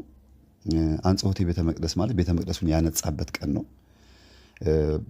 በሆሳዕና በሚለው ስብከቴ ላይ ነግሬያቸዋለሁ። ይሄንን ቤተ መቅደስን አጽድቷል፣ ጅራፍ አበጅቶ ይላል ዮሐንስ ወንጌል ምዕራፍ 2 ላይ። ጅራፍ አበጅቶ ገረፋቸው፣ አስወጣቸው። ቤቴ የጸሎት ቤት ትባላለች፣ እናንተ ግን የወንበዶች ዋሻ አደረጋችኋት ብሎ ተናገር ይላል። እንዲያውም በማርቆስ ወንጌል ምዕራፍ 11 ቁጥር 11 ላይ እንዲህ ነው የሚለው፣ ሆሳዕና በዓልን ካከበረ በኋላ በማግስቱም ከቢታንያ ሲወጣ ተራበ ይላል። አያችሁ፣ በማግስቱ ነው እንግዲህ ያደረገው። እነዚህ ቀናቶች በሙሉ ቤተ መቅደስን ያጸዳበት ቀንና በለስን የረገመበት ቀን ናቸው። በማርቆስ ወንጌል ላይ የተጠቀሰው በዮሐንስ ወንጌል ላይ ምዕራፍ 12 ቁጥር 12 ላይ ተጠቅሷል። ቤተ መቅደሱን ካጸዳ በኋላ እንደገና ደግሞ በለስን ረግሟታል። በሰኞ ቀን በማግስቱ ማለት ነው። በለስን የረገማት ከርቀት ቅጠል አቆጥቁጦ አይቷት ነበረ። ቅጠል ያላትን በለስ አይቶ ነበረ። ወደ በለሲቱ ሲቀርብ ግን ከቅጠል በቀር ሌላ አንዳች ነገር አላገኘባትም። ፍሬ የሚባል ነገር አላገኘባትም። እንግዲህ እምነት ብቻ ከሆነ ምግባር ከሌለ አጋንንት ሆኑ ማለት ነው። የአይሁዶችን ስርዓት ነው የሚያሳየው። እንዲሁም የኃጢአትን ማቆጥቆጥ ነው የሚያሳየው። ኃጢአት በአይሁዶች ልቦና ውስጥ አቆጥቁጣ አድጋ የምትጋርድ ሆናለች። ዞሮ ዞሮ ትልቁ ጉዳይ ወደ በለስ ተጠጋና ፍሬ ሲያጣባት ረገማት። ካሁን ጀምሮ ማንም ካንቺ ፍሬ አይብላ ብሎ ረገማት ነው የሚለው። አንደኛ ኃጢአትን ነው፣ በአዳም ውስጥ የነበረችውን ኃጢአት ረገማት ነው የሚለው። አሁን ጉዳዮችን እንዴት እየፈጸመ እየመጣ እንደሆነ አስተውሉ ቤተሰቦች። ሰኞ ቀን ይሄን ያደረገው ሆሳዕና ከተከበረ በማግስቱ ማለት ነው። ከቢታንያ ሲወጣ ይሄንን አደረገ ይላል። ስለዚህ በለስ የተረገመችበት ቀን ነው። ኃጢአት የተረገመችበት ቀን ነው። በአይሁዲዎች ውስጥ ያለው ስርዓትም ወደ ክርስትና ዞሮ የአይሁድ ካህናት ምንም አይነት ስርየትና ምንም አይነት መስዋዕት ቢያቀርቡ ተቀባይነት እንደማይኖረው ማሳያም ጭምር ነው። ኃጢአት ተረገመች በሰኞ ቀን። በአንጻሩ ደግሞ በለስ የቤተ እስራኤላውያኖች ምሳሌ ናት። እንግዲህ ከቤተ እስራኤላውያኖች እግዚአብሔር ደግ ነገር ፈልጎ ነበረ፣ መልካም ነገር ፈልጎ ነበረ፣ ፍሬ ፈልጎ ነበረ። ግን ምንም ፍሬ ያጣባት ቅጠል ብቻ ነው ያቆጠቆጠችው። ምንም ፍሬ የላትም። ፍሬ ማለት ሃይማኖትና ምግባርን ማለት ነው። ከእስራኤል ፍቅርን አጥቷል። ሃይማኖትና ምግባርን ፈለገ፣ ግን አላገኘባቸውም። እስራኤላውያኖች ሕዝበ እግዚአብሔር ተብለው ነበረ። ይህንን ሕዝበ እግዚአብሔር መባላቸውን ብቻ ነው ስማቸውን የሰጣቸው እንጂ ደግ ሰው አይገኝብሽ ብሏታል። ይኸው እስከዛ ድረስ ክርስቶስ እንግዲህ ካረገ በኋላ እስካሁን ድረስ አንድም ሰው አልተነሳም በመካከላቸው። ጭራሽ ክርስቶስ ኢየሩሳሌምን ከረገማት በኋላ ከሰባ ዘመን በኋላ የነሱ የታሪክ ጸሐፊ እንደጻፈው በሰባ ዘመን ጥጦስ የሚባል የሮም ወታደር መጥቶ ኢየሩሳሌምን አስጨንቆ እንደጨፈጨፋቸውና በዓለም እንደተበተኑ ነው የሚነገረው። ስለዚህ ደግ ሰው አይገኝብሽ ተብሎ እንደተነገራት እስካሁን ድረስ ከእስራኤል የተነሳ ማንም ሰው የለም። ከአዲስ ኪዳን በኋላ የተነገረለትም የተጻፈም ትንቢት የለም። የሚገርማችሁ ነገር ከኢየሱስ ክርስቶስ መነሳት በኋላ ነቢይ ገሌ ብለው የሚጠሩትም ሰው የላቸው፣ ምንም የለም፣ አልተጻፈም። ስለዚህ ክርስቶስ ነው የመጨረሻው ሊቀ ነቢያት ተብሎ ሙሴ እንደሚጠራው እነሱ በትልቅ እንደሚያዩት ከክርስቶስ በኋላ ሊቀ ካህናችንም ስለሆነ ሌላም የፈለጉትን ካህን ቢሾሙ ምን ቢሉም ግን አንድም ደግ ሰው አልተገኘባትም ከቤተ እስራኤል ማለት ነው። ሕዝበ እግዚአብሔር እንጂ የሚባሉት ደግ ሰው ተገኝቶበት እውነት ፍሬያማ የሆኑ ሕዝቦች አይደሉም ማለት ነው። ሌላው በለስ የተባለችው ኦሪት ናት። ኦሪት በዚህ ዓለም አሁን ባለንበት ጊዜ የሚፈጸምበትም አይፈጸምበትም ጉዳይ አለ። ዞሮ ዞሮ በኦሪት ጊዜ ይከናወኑ የነበሩ ነገሮች አሁን በጣም ጥቂት በሚባሉ ህዝቦች እጅ ላይ ብቻ ነው ያለው የሚከናወነው፣ በአይሁዲዎች። እሱም እዛው ቤተ እስራኤል የተወሰኑ ህዝቦች ብቻ ነው የሚያደርጉት እንጂ በዓለም ላይ ክርስትና ተስፋፍቶ እንደተረገመችው በለስ የኦሪት ስርዓትን ተረግማለች ማለት ነው። ስለዚህ የኦሪትን ስርዓት ምንም አይነት ድርጊቶችን ሳይፈጽም ግን በኦሪት ውስጥ ሆኖ አዲስ ኪዳንን ስርዓት አዘጋጅቶልናል። ሕግንና ነቢያትን ልሽር አልመጣሁም ልፈጽም እንጂ ብሎ እንደተናገረ ሁሉ በኦሪት ላይ ሆኖ አዲስ ኪዳንን ሰርቶልናል። አዲስ ኪዳን በዓለም ላይ ተስፋፍቷል። አሁን ሁሉም ሰው አዲስ ኪዳንን ተቀብሏል ማለት ነው። የበለስ ቅጠል በጣም ሰፊ ነው እና ኃጢአትን በዓለም ላይ መስፋፋቱን ለ5500 ዘመን ሙሉ ትውልዱን ሁሉንም የአዳምን ዘር አስፍቶ መያዙን ማሳያ ነው። ቅጠሏ ሰፍቶ ተገኘ የተባለው የኃጢአት እምነት ወይም ደግሞ ምድራዊ ስርዓት ብቻ ሰፍቶ እንደተገኘ ማሳያ ነው። ፍሬ ምግባር አልተገኘባትም። ስለዚህ ቅጠል ብቻ ነው የተገኘባት የተባለው ምንም አይነት ምግባር የሌለበት ስርዓት ብቻ ሰፍኖ እንደነበረ ማሳያ ነው። ከዛ ደግሞ በለስ ሲበሉት በጣም ይጣፍጣል። ገና ሲቀምሱት ግን በደንብ እየበሉት ሲመጡ እየመረረ ነው የሚመጣው። የኃጢአትን ምልክት የሚያሳይበት ትልቁ ምሳሌ ነው በለስም የተመረጠችው ይህንን ወንጌል በደንብ ትርጉሙን ስለምትገልጽልን ነው። ከዛ ደግሞ ምንም ፍሬ አይገኝብሽ ብሎ ሲረግማት በኃጢአት ላይ ወይም ደግሞ በመርገም ኃጢአት ላይ በዘር ኃጢአት ላይ በጥንተ አብሶ ላይ ማለት ነው ምንም አይነት የሰው ነፍስ አይገኝብሽ፣ የኃጢአት ፍዳ ያገኘው ሰው ከአንቺ ጋር አይኑር፣ እኔ መጥቻለሁ፣ ሁሉንም ነፃ አውጥቻለሁ፣ በአንቺ የተያዘ አይኑር ብሎ በሰው ሰውኛ ወይም ደግሞ አንጻራዊው ምንድን ነው? የሰውን ነፍስ ነው የሚያሳየው። ስለዚህ በለስን ረገማት ሲል በለሷን እያየ የሰውን ሕይወት ነው። አሁን ሐዋርያት ባይጽፉልን ኖሮ በለስ መረገሟን እኛ እናውቅም ነበረ። ስለዚህ ሐዋርያት የጻፉት በበለስ አንጻር እኛው እዛ ውስጥ ስላለን ነው ማለት ነው። ለዚህም ነው ቤተ መቅደሱን ሲያጸዳ ቤቴ የጸሎት ቤት ትባላለች ሲል በቤተ መቅደሱ አንጻር የሰውን ልብም ለመግለጽ የፈለገው። ጅራፍ ሰርቶ አስወጣቸው ሲል ከሰው ልቦና ውስጥ አጋንንትን፣ ኃጢአትንና መርገምን፣ እርግማንን አስወገደ ማለት ነው። እንግዲህ ከቤተ መቅደስ ጅራፍ ሰርቶ ሲያስወጣቸው፣ እየገረፈ ሲያስወጣቸው ብዙ ነገሮች የተወገዱት ብያቸዋለሁ። ያ ግን ራሱን ቤተ መቅደሱን እንዳጸዳው እንዳለ ሆኖ አንጻራዊው ደግሞ ሚስጥሩ ደግሞ ሰምና ወርቅ አለው። ወርቁ ከሰው ልቦና ውስጥ መርገምን ማስወጣቱ፣ ከሰው ስጋ ላይ እርግማንን ማንሳቱን ማሳያ ነው። የአዳም ልጆች ከኃጢአት መጽዳታቸውን ለማሳየት ነው። ቤቴ የጸሎት ቤት ትባላለች ሲል ሰው በንጹህ ልቦናው እግዚአብሔርን ሊያመሰግንና እግዚአብሔርን ሊያስብ ይገባል ብሎ ያደረገው ድርጊት ነው። ስለዚህ በሰሙነ ሕማማት ሰኞ ቀን ምንድን ነው ማለት ነው? በለስ የተረገመችበትና ቤተ መቅደሱን ያጸዳበት፣ ቤተ መቅደስ በሚለው አንጻር ልቦናችንን ያጸዳበት፣ ኃጢአት መርገም የተወገደበት ቀን ነው ማለት ነው። ይህንን የወሰነበት ቀን ነው ማለት ነው። በአንደበቱ በቃልነቱ ይህን ነገር ያከሸፈበት፣ በለስን ኃጢአትን የረገመበት ቀን ነው ማለት ነው። ካህናትና ምእመናን ወደ ቤተ ክርስቲያን ሄደው በዚህ ቀን ይሰግዳሉ፣ ይጸልያሉ። በየቤታችን በየጸሎት ቤታችን ሁላችንም በሰኞ ቀን የምንጸልየው ኃጢአት ስለተረገመችልንና ቤተ መቅደስን ስላጸዳልን ነው ማለት ነው። ሌላው ደግሞ በማክሰኞ ቀን ማለት ነው የጥያቄና የመልስ ቀን ነው። ጠያቂዎች ለጠየቁት ጥያቄ በቂ መልስ የተሰጠበት ቀን ነው። ጌታችንና መድኃኒታችን ኢየሱስ ክርስቶስ በማቴዎስ ወንጌል ምዕራፍ 21 ቁጥር 28 እንዲሁም በማርቆስ 12:9 ላይ በሉቃስ 20 ቁጥር 9 ላይ ያሉት ነገሮች በቤተ ክርስቲያን ይነበባሉ። ትምህርቶች ናቸው። አይሁዲዎች ወደ ጌታችን ወደ ኢየሱስ ክርስቶስ ተጠግተው እንዲህ አሉት ይላል።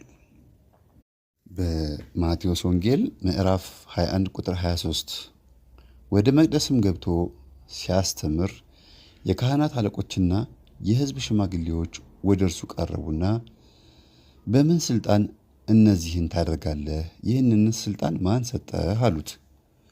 ኢየሱስም መልሶ እኔ ደግሞ አንዲት ነገር እጠይቃቸዋለሁ፣ እናንተም ያችን ብትነግሩኝ እኔ ደግሞ እነዚህን በምን ስልጣን እንደማደርግ እነግራቸዋለሁ አላቸው። የዮሐንስ ጥምቀት ከወዴት ነበረች አላቸው። ከሰማይ ወይስ ከሰው ሲላቸው፣ እነርሱም እርስ በርሳቸው ሲነጋገሩ ከሰማይ ብንለው እንኪያስ ስለምን አላመናችሁበትም ይለናል። በዮሐንስ ጥምቀት አላመነውም ነበርና። ከሰው ብንለው ዮሐንስን ሁሉም ሰው እንደ ነቢይ ያዩታልና ሕዝቡን እንፈራለን አሉ። ከዛም ለኢየሱስ ክርስቶስ መልሰው እንዲህ አሉት፣ አናውቅም ብለው ሲመልሱለት እርሱም ደግሞ እኔም በምን ስልጣን እነዚህን እንደማደርግ አልነግራችሁም አላቸው ይላል። እንግዲህ ስለ ቃሉ የአምላካችን ስም የተመሰገነ ይሁን። ለምንድን ነው በማክሰኞ ቀን ይህ ነገር እንዲነበብ የተደረገው? ደግሞም የጠየቁትን በዚሁ ቀን ስለነበረ አባቶቻችን ይህን ስርዓት የሰሩልን ድርቅ ያለ ሆን ብለን ሃይማኖትን ለማፍረስና ግትር ለመሆን አሁን ጠፍቷቸው አይደለም። ኢየሱስ ክርስቶስ ይህን ስልጣን በራሱ ስልጣን እንደሚያደርገው ጠፍቷቸው አልነበረም። የልባቸው ክፋት ነበር ይላል። የልባቸው ክፋት ተንኮል ስለነበረበት በተንኮል ዲያብሎስ መጥቶ ክርስቶስን በጥያቄ ሊያጣድፈው እንደሞከረ ማሳያ ነው። እና ክርስቶስ ደግሞ መመለስ የሚገባውን መልስ ይመልሳል። መመለስ የማይፈልገውን ደግሞ ማለፍ የሚፈልግ ሁሉም ጥያቄ ስለጠየቁ ብቻ ይመለስላቸዋል ማለት አይደለም። ሳይነግራቸው የሚያልፍበትም ጊዜ አለ። ለምን? ልባቸው ስለሚያውቀው ነው። ሳያውቁት ቀርቶ አይደለም። አሁን በወቅቱ ቢመልስላቸው ኖሮ በማን ስልጣን ታደርጋለህ ቢሉት እኔ የማደርገው በራሴ ስልጣን ነው፣ ምክንያቱም እንዲህ ነው ብሎ መዘርዘር ቢያስፈልገው ኖሮ እኛም ብንማማር ጥሩ ነበረ እኮ። ግን ከዛ እኛ ጥሩ ነው ብለን ከምናስበው የበለጠ አይሁዶች የመጡበትን የልባቸውን ክፋት ለማስተማር የተጠቀምበት አስተምህሮ ነው። እኔም አልነግራችሁም ሲል ለምንድን ነው እነሱ ግን የጠየቁት? ይሄ ጠፍቷቸው ነው እንዴ? ይህን ስልጣንማ በራሱ ነው የሚያደርገው ብለን እኛ ራሳችን እንመልሳለን። ይህን እኛ መመለስ ከቻለን እነሱ እንዴት መመለስ አይችሉም? ስለዚህ አውቀው ነው፣ ሆን ብለው ነው በህዝብ ፊት ሊያፋጥጡትና ተንኮል ያዘለ ጥያቄ ይዘው ስለመጡ ይህንን ጥያቄ ለማመልከት ነውና እኛም በዚህ በማክሰኞ ቀን መማማር አለብን። ስንማማር ግን ነቀፌታን ለማውጣት እንከን ለማውጣትና ለመተቸት ለተንኮል ሳይሆን ህይወትን ለማግኘት መማማር እንዳለብን ማሳያ ነው። መመራመርም እንዳለብን ማሳያ ነውና በማክሰኞ ቀን ይህ ይነበባል። ረቡዕ ቀን ደግሞ ወይም ሮብ ቀን የምክር ቀን ይባላል። የክፉ ምክር ቀን፣ የደግ ምክር ቀን ሳይሆን የክፉ ምክር ቀን ይባላል። ምክረ ካህናት የተፈጸመበት ቀን ነው። ይሙት በቃ ብሎ የፈረዱበት ቀን ነው። በጣም ከባድ ጭንቀት ይዟቸው ነበር ይላል። ምክንያቱም ፋሲካቸው ቀርቦ ስለነበረ በፋሲካቸው ቀን በጣም ሁከት እንዳይፈጠር፣ ግርግር እንዳይፈጠር ብዙ ህዝብ ወደ ክርስቶስ ፍቅር እየተማረከ ስለነበረ በተአምራቱ እያመኑ በትምህርቱ እየተለወጡ ብዙ ሰዎች ወደ ክርስቶስ ፍቅር ዞረው ስለነበረ ሁከት እንዳይፈጠርና ብጥብጥ እንዳይፈጠር ፈርተው ነበረ የአይሁድ ካህናት። ስለዚህ ይሁዳም ደግሞ በዚህ ቀን እነሱ መካከል ተገኝቶ ይሙት በቃ ሲፈርዱ እሱ ደግሞ 30 ብር ከነሱ ተቀብሎ አብሯቸው የተመካከረበት ቀን ጌታችን መድኃኒታችን ኢየሱስ ክርስቶስን አሳልፎ ሊሰጥ የወሰነበት ቀን ነበረ። ይህ ቀን በጣም ከባድ ቀን ነው።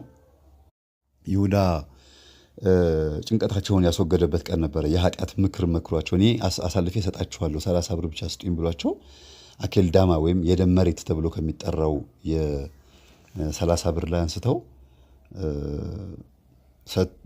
በዛ ተዋውሎ ተነጋግሮ ማለት ነው ጭንቀታቸውን አበረደላቸው። እኔ አሳልፌ እሰጣችኋለሁ፣ በቃ እሱን ክርስቶስን አምጥቼ እሰጣችኋለሁ፣ በዚህ ብቻ እንደራደር ብሎ ጭንቀታቸውን አሳረፈላቸው። የፋሲካቸውን ቀን በሰላም እንዲያከብሩ ክፉ ምክር ተመካክረው ይሁዳም በምክራቸው ተስማምቶ ተበትነዋል በዚህ ቀን። ዛሬም እኛ ከካህናት ጋር ሆነን በእሮብ ቀን ማለት ነው ከፊታችን ባለው በእሮብ ቀን እስከ ማታ እስከ ስርቀተ ኮከብ ድረስ ወይም ደግሞ እስከ ኮከብ መውጣት ቀን ድረስ እንጸልያለን፣ እንሰግዳለን። ላባችን ጠፍ እስከሚል ድረስ እንሰግዳለን። ይሄ ግድ ነው። ሮብ ቀን፣ አርብ ቀን ብቻ ለሚሰገደው በነገራችን ላይ በጥንቱ በአባቶቻችን ዘመን ሮብ ቀንም ጭምር እስከ ማታ ኮከብ እስከሚታይ ድረስ ይሰገድ ነበረ።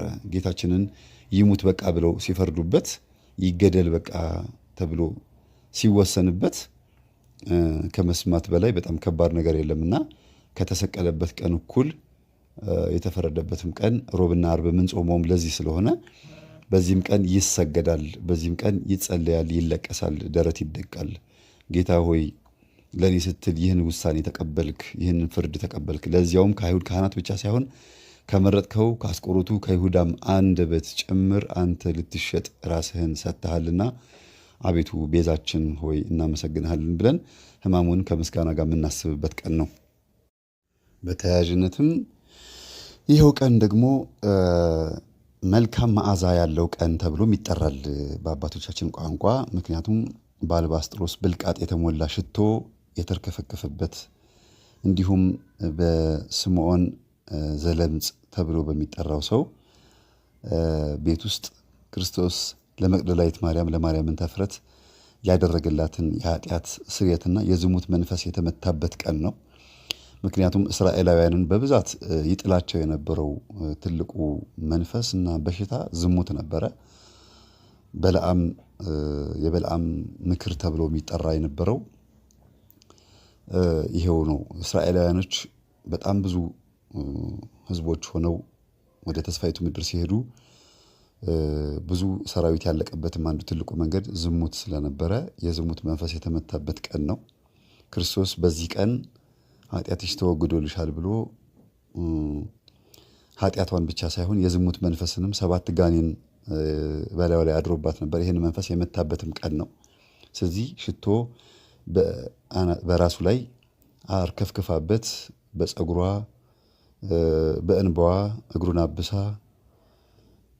ስርየት የተቀበለችበትም ቀን ስለነበረ መልካም ቀን ተብሎ ወይም የመልካም መዓዛ ቀን ተብሎ ይጠራል ማለት ነው። ይህን እናንተም እንድታውቁት ነው። እንዲያውም አንዳንድ አባቶች የመልካም መዓዛ ቀን ከምንለው ይልቅ የእንባ ቀን ብንለው የበለጠ ስሙን ያጎላልናል ነው የሚሉት።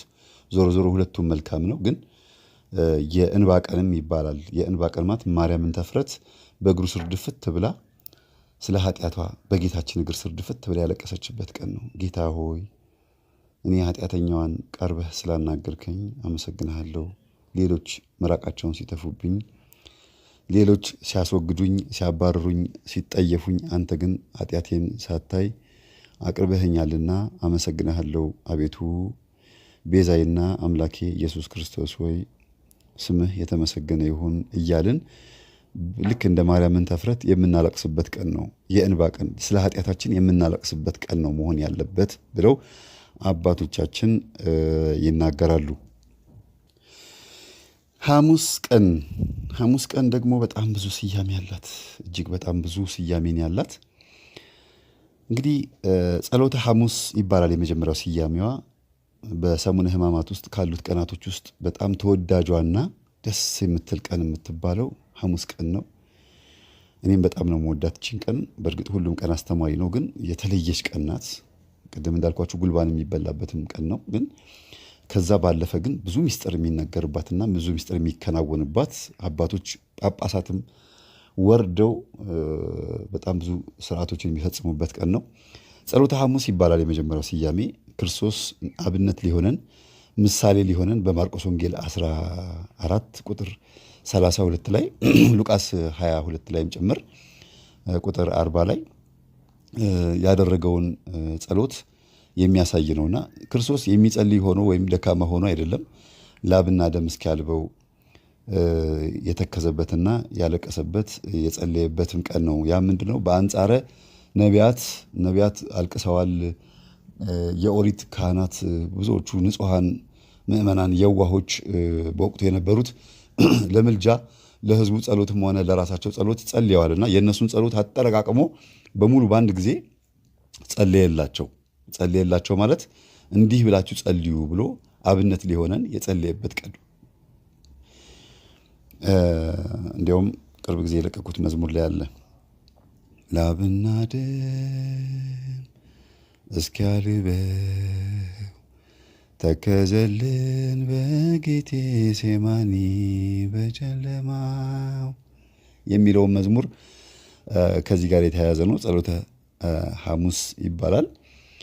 ሌላው ሁለተኛው ሕጽበተ ሐሙስ ይባላል። ሕጽበተ ሐሙስ ማለት የሕጽበተ እግር ቀን ነው። እግር የሚታጠብበት ቀን ነው። ጌታችን ዝቅ ብሎ እኔ ጌታ ስሆን እግራችሁን ዝቅ ብዬ እንዲህ ሳጥብ እናንተ ደግሞ እርስ በርሳችሁ እንዲህ አድርጉ ብሎ ትህትናን ያሳየበት ቀን ነው። ስለዚህ የትህትና ቀንም ትባላለች። ትህትናውን ያሳየበት ቀን ነው። ሐዋርያትም ይህንን አድርገውታል። ዛሬ ጳጳሳት ወረድ ብለው ወገባቸውን ታጥቀው ወይን ባለበት ውሃ በወይራ ቅጠል አድርገው ምእመናኑን በቤተ ክርስቲያን የተገኙትን ምእመናን እግራቸውን ያጥባሉ። በዮሐንስ ወንጌል ምዕራፍ 13 ቁጥር 1 እስከ 20 ድረስ ያለውን ማየት ትችላላችሁ። እንግዲህ እያንዳንዱ የቤተ ክርስቲያናችን ስርዓት ደስ የሚል ነው። ሃይማኖታዊ ስርዓት ያለው ነው። ቤተሰቦቼ የበለጠ ብዙ ነገር የምንማርበት ነገር ነውና ካህናት፣ ጳጳሳት፣ ቆሞሳት፣ አገልጋዮች በሙሉ የምእመናንን እግር ዝቅ ብለው የሚያጥቡበት ቀን መሆኑ ራሱ የበለጠ ብዙ ትህትና የምንማርበት ቀን ነው ማለት ነው። ይህ ቀን ደግሞ እንደገና ምን ይባላል ቤተሰቦቼ? የምስጢር ቀን ይባላል። የምስጢር ቀን ማለት ክርስቶስ ምስጢርን የገለጠበት ቀን፣ ለመጀመሪያ ጊዜ ስጋው ደሙን ለሰው ምሳሌ አድርጎ ያቀረበበትን ቀን ነው። ምሳሌ ብቻ ሳይሆን አማናዊ ሆኖ የተሰጠበት ቀን ነው። ይህ ስለ እናንተ የሚቆረሰው ስጋዬ የሚፈሰው ደሜ ነው ብሎ አማናዊነቱን አስረግጦ የሰጠበት ቀን ነው። ደግሞ ሲሰጥም በተዘጋ ቤት ለብቻቸው ለሐዋርያት ብቻ ምስጢርን የገለጠበት ቀን ነው። ዳቦውን ቆርሶ ቂጣውን ቆርሶ ሰጣቸው፣ ወይኑንም ሰጣቸው። ይህ ስለ እናንተ ወይም ስለ ዓለም የሚፈሰው ደሜ ነው የሚቆረሰው ስጋዬ ነው ብሎ ሲሰጥ ለሐዋርያት እንደ ካህናት ተመስለው ለብቻቸው የሰጠበት ቀን ነው። ስንቀበል እንኳን ስጋና ደሙን ካህናት ሲያቀብሉን አይታችሁ ከሆነ በእጃቸው ስጋና ደሙን ይዘውት አያሳዩንም። አፋችን ውስጥ ሲከቱት ብቻ ነው የምናውቀው። ምስጢር መሆኑ ምልክቱ እሱ ነው። የአንዳንድ ጊዜ ቅር የሚለኝ የግብፅና የሌሎችም አብያተ ክርስቲያናት ስጋና ደሙን ፊት ለፊት ነው የሚያዘጋጁትና የኛ የኢትዮጵያ ኦርቶዶክስ ተዋሕዶ ቤተክርስቲያን ስርዓቷ ምን ያህል ጥልቅ እንደሆነ የምትረዱትም በዚህ ነው። በጣም ደስ ይላል። ከዛም ባለፈ ደግሞ በዚህ ቀን የቅዳሴ ስርዓት ይፈጸማል። ካህናት በለሆሳስ ነው ቅዳሴ የሚፈጽሙት። በለሆሳስ ማለት ዝግ ብለው ያለ ማይክራፎን ሊሆን ይችላል በዛሬው ዘመን ቋንቋ፣ ወይም ደግሞ ጮክ ብለው ሳይጮሁ በለሆሳስ ነው የሚቀድሱት። ምክንያቱም የአይሁድ ካህናትና ወታደሮች ጌታን ሊይዙት ሲመጡ በለሆሳስ ቀስ እያሉ ነው የመጡት ነው የሚለው። ድምፃቸውን አጥፍተው ነው የመጡት ሐሙስ ማታ ማለት ነው። ስለዚህ ያንን ለማስታወስና ያንን ሁኔታ ለማዘከር ሲባል በለሆሳስ ይቀደሳል ቅዳሴው። ጸሎተ ተአምኖ ኑዛዜ ሳይደረግ ስርዓተ ቁርባን ይፈጸማል። ስለዚህ በዚህ ቀን ደግሞ ስጋው ደሙን ተቀብሎ መዋል እጅግ መታደል ነው። ክርስቶስ ለመጀመሪያ ጊዜ ስጋና ደሙን ለሐዋርያት ምስጢርን የገለጠበት፣ ለብቻቸው ያሳየበት፣ እንዲሁም የተቀበሉበት ቀን ስለሆነ ቁርባን በዓለም ላይ የተጀመረበትም ቀን ስለሆነ የምስጢር ቀን ትባላለች። ሌላው የሐዲስ ኪዳን ሐሙስ በመባል ትጠራለች። የሐዲስ ኪዳን ሐሙስ ተብላ የተጠራችበት ምክንያት እጅግ በጣም ጠለቅ ያለ ነው። የሐዲስ ኪዳን ሐሙስ ማለት ክርስቶስ የእንስሳትን ደም አስወግዶ የበሬዎችን የዋኖሶችንና የተለያዩ የእህል ዝርያዎች የሆኑትን መስዋዕቶችን አስወግዶ እኔ ነኝ መስዋዕቱ ብሎ በጠረጴዛ ላይ ራሱ ተቀምጦ ቆርሶ ቃል ኪዳን የገባበት የቃል ኪዳን ስምምነት ያደረገበት ቀን ነው። በፊት የነበሩት ቃል ኪዳኖች በቃልነቱ በሰማይ ላይ ሆኖ ወይም ድምፁን በማሰማት ብቻ ከነ አብርሃም፣ ከነ ይስሐቅ፣ ከነ ያዕቆብ፣ ከሌሎችም ከነ ሙሴ ከሁሉም ጋር ቃል የተገባባበት ቃል ኪዳን ማለት ውል ስምምነት መፈጸም ማለት ነው። ስለዚህ ቃል የተገባባበት ነበረ በፊት በድምፅ ብቻ ነበር። አሁን ግን ቃል ራሱ ስጋ ለብሶ መጥቶ በሐዋርያት መካከል ሰው ሆኖ ተወልዶ ፊት ለፊት ቃሉን ስጋ ልብሶ አስቡት እንግዲህ መለኮት ከስጋ ጋር ተዋህዶ ይህ ስለ እናንተ የሚቆረሰው ስጋዬ ነው የሚፈሰው ደሜ ነው ብሎ በሐዲስ ኪዳን ሐሙስ ቀን ኪዳን የሰጠበት ቀን ነው። ኪዳኑን የሚሰጠው ደግሞ በደሙ ጸሐፊነት ራሱ በደሙ ነው የፈጸመው። በፊት በቃል ብቻ ነበረ፣ በድምፅ ብቻ ነበር። አሁን ግን በአንደበቱም ስጋ ለብሶም እንደገና በደሙ ነው ቃል የገባው። ስለዚህ እኛ ደግሞ የዚህ ቃል ኪዳን ጠባቂዎች እንድንሆን ሐዋርያትን ወክልና ሰጥቶ ብቻውን ቢሆን ኖሮ ማን አየው ይባል ነበር። አሁን ግን ሐዋርያትን በመካከሉ አድርጎ ውል የፈጸመበት ቀን ነው። እኛ ደግሞ የዚህ ቃል ኪዳን ጠባቂዎች የምንሆነው ስጋና ደግሞ ስንቀበል ነው። ዲያብሎስ በጣም የሚናደድበት ፓርት ቢኖር ይሄ ነው። በቃ በጣም የሚበሳጨው በቃ እግዚአብሔር ካደረጋቸው ነገሮች ውስጥ አንዱ በጣም የሚያናድደውና የማይዳፈረው ነገር ቢኖር ይህችን ቀን ነው። የሐዲስ ኪዳን ሐሙስ የምትባለዋን ቀን ነው። ለምን ብትሉ በደሙ ነው ቃል ኪዳን የተገባባው። ስለ እናንተ የሚቆረሰው ስጋዬ ነው ብሎ የሰጠበት ቀን ነው። ያኛው የሚስጥር ቀን ያልኳችሁ ሚስጥር የተገለጠበት ለብቻው እንዴት እንደሚዘጋጅ እንዴት እንደሚደረግ ያደረገበት ቀን ነው። ይሄ ግን ቃል ኪዳን የገባበት ቀን መሆኑን ማሳያ ነውና የሐዲስ ኪዳን ሐሙስ ተብላ የምትጠራው በደሙ ቃሉን ያጸናበት ቀን መሆኑ ነው። ሌላው የነጻነት ቀን ትባላለች ሐሙስ። እንግዲህ እስካሁን ስለ ሐሙስ ነው የምነግራችሁ። ይህ የነጻነት ቀን በዮሐንስ ወንጌል ምዕራፍ 15 ቁጥር 15 ላይ የማይረሳ ቃላት ተናግሯል። በጣም በጣም ልታስተውሉት የሚገባ ከመጽሐፍ ቅዱስ ውስጥ ይሄን ላንብብላችሁ። በዮሐንስ ወንጌል ምዕራፍ 15 ላይ እንዲህ ይላል፣ ከእንግዲህ ወዲህ ባሮች አልላችሁም፣ ባሪያ ጌታው የሚያደርገውን አያውቅምና ወዳጆች ግን ብያችኋለሁ ይላል። አያችሁ፣ የነጻነት ቀን የተባለው ለዚህ ነው። በዚህ ቀን ነው ይሄንን ነገር የተናገረው። ስለዚህ ከባርነት ቀንበር ነፃ የወጣንበት ቀን ስለሆነ ሁላችንም ይህንን ቀን ልናስበው ይገባል። ጠላቶቹ ስንሆን ወዳጆቹ አደረገን። በቃ ባጭሩ ባሪያ ጌታው የሚያደርገውን አያውቅም ብሎ ቀጥታ እኮ ነው የተናገረው። ወዳጆች ግን ብያቸዋለሁ። ምክንያቱም ወዳጆች ከሆነ ልጆች ነን፣ ወራሾች ነን።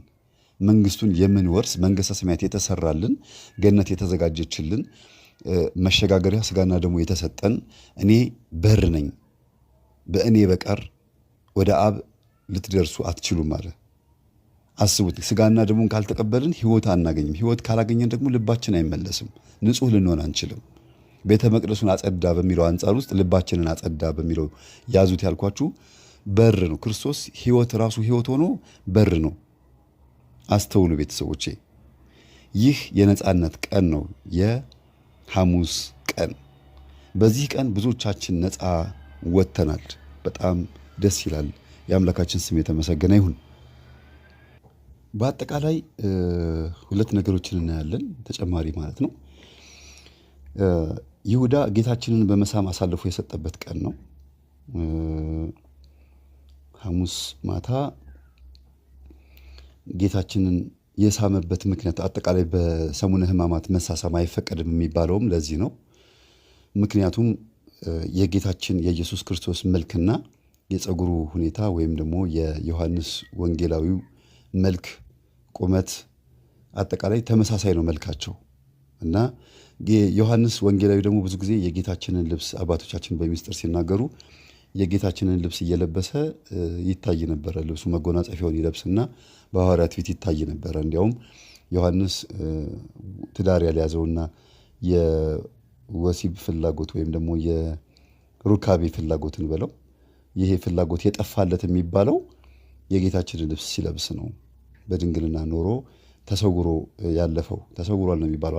አልሞተም ዮሐንስ ወንጌላዊ በብሔረ ሕያዋን ውስጥ ነው ያለው እና መልካቸው ተመሳሳይ ስለሆነ ሄጄ የምስመው እሱ ኢየሱስ ነው፣ ተሳስታችሁ ዮሐንስን እንዳትይዙት ብሎ ሄዶ ሲስመው መጥተው ያዙት። ጌታ ግን ያዝ አደረገና ይሁዳ በምሳም አሳልፈህ ትሰጠኛለህን ብሎ ተናገረው ይላል። ስለዚህ ይችን ለማስታወስ ሲባል በሰሙነ ሕማማት አንሳሳምም። ይህችው ቀን ደግሞ በሐሙስ ቀን ማታ ነው ሲጸልይ ጌታችን ላብና ደም እያላበው ሲጸልይ መጥቶ የያዘው። በዚህን ሰዓት ደግሞ ሐዋርያትም ተኝተው ነበረ። ወደ ፈተና እንዳትገቡ ትጉና ጸልዩ ሲላቸው የነበረበትም ቀን ነበርና ወደ ፈተና እንዳንገባ ይህች ጽዋ ከኔ ትለፍ እያለ ሲጸልይ የነበረበትም ጊዜ ስለነበረ ሐዋርያትም ተኝተው ጌታችን ሲጸልይ ምን ያህል የእግዚአብሔር ጥበቃ በጣም ንቁ እንደሆነ አጠቃላይ እኛ ስንተኛ እንቅልፋችንን ስንተኛ እግዚአብሔር ሁልጊዜ ከዓይኑ ያልተሰወርን እንደሆነንና ሁልጊዜ እንደሚመለከተን ማሳያ ነው። ብዙም ዝርዝር አያስፈልገውም። ሰጎን እንቁላሏ እስከሚፈለፈል ድረስ አተኩራ እንደምትመለከት እግዚአብሔርም ሁልጊዜ እኛ ፍሬያማ እስከምንሆንና ገነት እስከምንገባ ድረስ እኛን ነው የሚመለከተው። ስለዚህ ሐዋርያት ተኝተው በነበሩበት ሰዓት ጌታችን ይጸልይ ነበረ። የፋሲካ ዝግጅትም የተደረገበት ቀን ስለነበረ ፋሲካችን ክርስቶስ ሊሰጥ የተያዘበትም ቀን ስለሆነ ሐሙስ የተለየች ቀን ናት። አንደኛ ቆሮንቶስ ምዕራፍ 5 ቁጥር 7 ላይ ወይም አንደኛ ጴጥሮስ ምዕራፍ 1 ቁጥር 18 ላይ ተጽፏል። ገብታችሁ አንብቡት። ፋሲካችን ክርስቶስ ታርዷል። ይህም ለመታረድ ወደ አርብ ቀን ለመሄድ የመጀመሪያው የተያዘበትም ቀን ስለሆነ ሐሙስ ብዙ ነገሮችን እንድናስተውል ታደርገናለች። በሐሙስ ቀን ብዙ ነገሮችን እናስባለን። በዚህ ቀን ብንቆርብ የበለጠ ተጠቃሚዎች እንሆናለን። ዞሮ ዞሮ በማንኛውም ቀን መቁረብ ችግር የለውም፣ ግን ለሕይወታችን የማንረሳው ቀን ይሆንልናል። ደስ ይላል። ንስሐ የምትገቡ የምትታረቁ፣ ፍቅረኛሞችን ፍቅራችሁን የምትገላለጹበት ቀን ወይም ለቤተሰቦቻችሁ ለእናትና ለአባቶቻችሁ የሚቆርቡበትን ልብስ ገዝታችሁ የምታለብሱበት ቀን ቢሆን የበለጠ የተመረጠ ቀን ይሆናል ብዬ አስባለሁ። አባቶችም በገድላት ውስጥ በስንክሳር ውስጥ ያሉት አባቶች ይህንን ቀን ተገን አድርገው ብዙ ተአምራትን ፈጽመውበታል። ስለ ጸሎተ ሐሙስ ስለ ሐሙስ ቀን ይህን ያክል ከተነጋገርን ይበቃናል። ወደ ቀጣዩ ወደ አርብ ቀን እንምጣ። መቼም አርብ ቀን ያው የስቅለት አርብ ነው። የስቅለት ቀን ይባላል። መልካም አርብ ይባላል። በአርብ ቀን ምን እንደሚፈጸም ሁላችሁም ስለምታውቁት መዘርዘሩ አስፈላጊ አይደለም፣ ግን ባጭሩ ነግራችኋለሁ። አንደኛ በዚህ ቀን ክርስቶስ በመስቀል ላይ ደሙን ያፈሰሰበት ቀን ነው። ምንድነው? ሙሴ ሕዝቡ በነዝር እባብ ሲነደፍበት ጌታ ሆይ እባክህን አምላክ ሆይ ሕዝብህ አለቀ፣ በእባብ ተነድፎ በበረሃ እባብ ተነደፈ፣ ይህ ነዝር እባብ ጥቁር እባብ መጥቶ ሕዝቡን ጨረሰብኝ እባክህን ብሎ ሲጸልይ ሲያለቅስ ሕዝቡ አጉረምርሞ ነበረና ወደ ግብፅ ብንመለስ ይሻለናል፣ ለምንድን ነው እዚህ በበረሃ መተን የምንሰቃየው ብሎ ሲያጉረመርም የመጣባቸው እባብ ነበረ። ይህ የሚያሳየው ደግሞ አዳም ይህንን ብላ ይህን አትብላ ተብሎ ተነግሮት ነበርና አትብላ የተባለውን መብላቱን ማሳያ ነው። ኑ ማርና ወተት ወደምታፈሰው ምድር ላስገባችሁ ብሎ ይዟቸው ሲወጣ መናገር የሌለባቸውን ነገር ተናገሩ። ልክ አዳም መብላት የሌለበትን ነገር እንደበላ ሁሉ ማለት ነው። በእግዚአብሔር ላይ ሲያጉረመርሙ ከበረሃ ነዝር እባብ መጥቶ 70,000 ሰው ጨረሰ ነው የሚለው። 70,000 እስራኤላውያን ሲያልቁ የሞቱም አሉ፣ ተነድፈው ደግሞ የሚሰቃዩም አሉ። ስለዚህ እባቦቹ እንዲጠፉላቸውና መርዙ እንዲጠፋላቸው ከውስጣቸው እንዲወጣ እግዚአብሔር አንድ ነገር አዘዘው። በኮረብታው ላይ ከፍ ባለው ቦታ ላይ በነሐስ እባብ ስራና ያንን እባብ አተኩረው ሲመለከቱት ይድናሉ፣ መርዙም ይጠፋላቸዋል አለው። እንዲሁም በየድንኳናቸው ውስጥ ተቀምጠው እባቡ ነድፏቸው መንቀሳቀስ ያልቻሉ ግን ወደ ተራራው መጥተው መዳን የሚገባቸው ሰዎችም አሉ። እነሱም ደግሞ ወደ ተራራው መውጣት ስለማይችሉ ባሉበት ሆነው ድምፁን እንዲሰሙ የነሐሱን እባብ በያዝከው በትር ምታው፣ የዛን ጊዜ እንደ ደውል ሲጮህ ድምፁን ሲሰሙ ይፈወሳሉ፣ መርዙም ይጠፋላቸዋል ብሎ እግዚአብሔር አዘዘው። ይህንን ቃል እግዚአብሔር በመልአኩ ልኮ ወይም በቃልነቱ ተናግሮ ሲናገር ዛሬ ደግሞ ክርስቶስ በመስቀል ላይ ሆኖ ደሙን አፍስሶ በነዝሩ እባብ ምሳሌነት የነሐስ እባብ ተሰርቶ መድኃኒት እንደሆነ ሁሉ ዛሬም ክርስቶስ በመስቀል ላይ ተሰቅሎ ደሙን አፍሶ ሕይወት ሆነን ማለት ነው። እንዲሁም በዓይናቸው ያንን የነሐስ እባብ ያዩ ሰዎች እንደዳኑ ሁሉ ክርስቶስ በነበረበት ዘመን ያሉት ሐዋርያትና ታሪኩን የሰሙት የነበሩት ምዕመናን በጌታችን አምነዋል። እኛ ደግሞ ሲሰቀል አላየንም፣ ሲገረፍ አላየንም፣ ግን ታሪኩን ሰምተናል። እኛም ዛሬ ሥጋው ደሙን ተቀብለን እየዳንን ያለነው በየድንኳናቸው ተቀምጠው እባቡ ነድፏቸው መምጣት ወደ ተራራው መውጣት ያልቻሉትን ግን እባቡ የነደፋቸው ሰዎች ድምፁን ሲሰሙ ይድናሉ እንደተባሉት እኛም ዛሬ መጽሐፉን አንብበን የጌታችንን ድምፅ በሐዋርያትና በመምህራን ሰምተን ድነናልና መርዙ ጠፍቶልናል። ስሙ የተመሰገነ ይሁን። ስለዚህ የስቅለት ቀን ትባላለች፣ አርብ ቀን ማለት ነው። ሌላው መልካሟ አርብ ትባላለች። መልካሟ አርብ ማለት የመርገም ኃጢአት በመስቀሉ አማካኝነት የተወገደበት መሆኑና መስቀል የእርግማን ምልክት ነበረ። በዘዳግም ላይ የተረገመ ሁሉ በመስቀል ይሰቀል ነበረ ይላል። ስለዚህ የእርግማን ምልክት የነበረውን የሕይወት ምልክት አድርጎ በአንገታችን ላይ እንድናንጠለጥለው ደሙን አፍሶበት ቀደሰው፣ እርግማንን አስወገደው። አስተውሉ። መስቀል በሮማውያንም ሆነ በእስራኤላውያኖች እይታ በዓይናቸው በባህላቸውም ሆነ በቅኝ ግዛት አገዛዝ ስርዓታቸው በመስቀል ላይ የተሰቀለ ሁሉ የተረገመ ነው ተብሎ ተጽፎ ነበረ።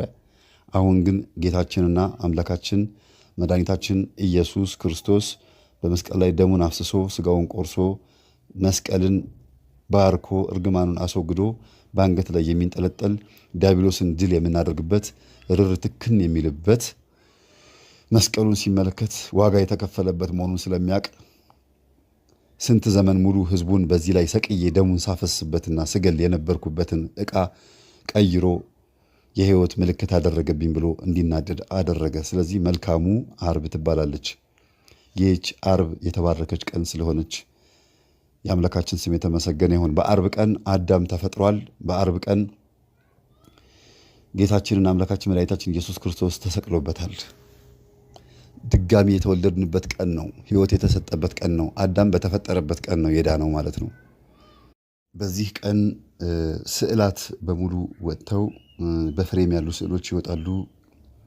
ከቤተ መቅደስ ወጥተው ደጅ ላይ የሆኑና እንግዲህ ስርዓቱ አሁን ይኑር አይኑር ብዙዎቻችሁ ማየት ትችላላችሁ። ግን ስዕላት ይወጣሉ። ከዛ ህዝቡ ከቤተ ክርስቲያኑ ደጃፍ ሆኖ በካህናትና በምእመናን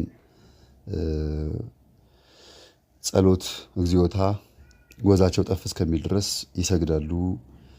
በ3 ሰዓት በ6 ሰዓትና በ9 ሰዓት በ11 ሰዓት ይጸለያል፣ ይሰገዳል። አቤቱ ማረን፣ አቤቱ ይቅር በለን፣ ሊቀ ካህናችን ክርስቶስ እባክህ ይቅር በለን እየተባለ ይለመናል።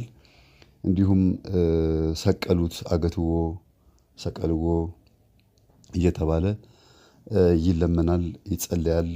ህማሙን እያስታወስን እንዲህ ያደረጉት እኮ ልብሴን ዕጣ ተጣጣሉበት፣ ቸነከሩኝ፣ ሰቀሉኝ፣ ምራቃቸውን ተፉብኝ የሚለውን ያንን የመጽሐፍ ቅዱሱን ቃል አባቶቻችን በሚገርም የሐዘን አገላለጽ ይገልጹታል። በጣም ያሳዝናል። በዛ ቀን የምናደርገው ነገር የበለጠ ክርስቶስን እንድንወደውና እንድናከብረው የበለጠ የከፈለልን ዋጋ እንድናስብ የሚያደርገን የመጨረሻው የሞት ሞታችንን እየሰገድን የምንማጸንበትና ስጋችንን አድክመን ልክ ክርስቶስ ከሊጦስትራ ከተገረፈበት ቦታ ከሊጦስትራ ጀምሮ እስከ ቀራንዮ ድረስ ያደረገውን ስቃይ እያሰብን ቀና ጎንበስ እያልን የምንጸልይበት ቀን ነው። ሌላው በወይራ ጀርባችንን የምንጠፈጠፍበት ሰዓት አለ። 11 ሰዓት ሲሆን በወይራ ከመሰናበቱ በፊት ህዝቡ ይጠበጠባል። ወይራ እንግዲህ ቅድም ነግሬያቸዋለሁ፣ ምሳሌውን መድገም አያስፈልግም። ጀርባችንን ግን የምንጠፈጠፍበት ምክንያት ክርስቶስ መስቀሉን ተሸክሞ ሲወጣ በጅራፍ እየገረፉት የደበደቡበት ምክንያትና ሰውነቱ ላይ 6666 ጊዜ ግርፋቱ ያረፈበትን ምክንያት ለመሸከም ያክል ነው። እኛም ኃጢአታችን እያሰብን ልክ ክርስቶስ እንደሆነው እንድንሆንና ፍቅራችንን ለሱ መግለጻችንን ነው። በጣም ከሚያሳዝነን አንዱ ድርጊት ይሄ ነው።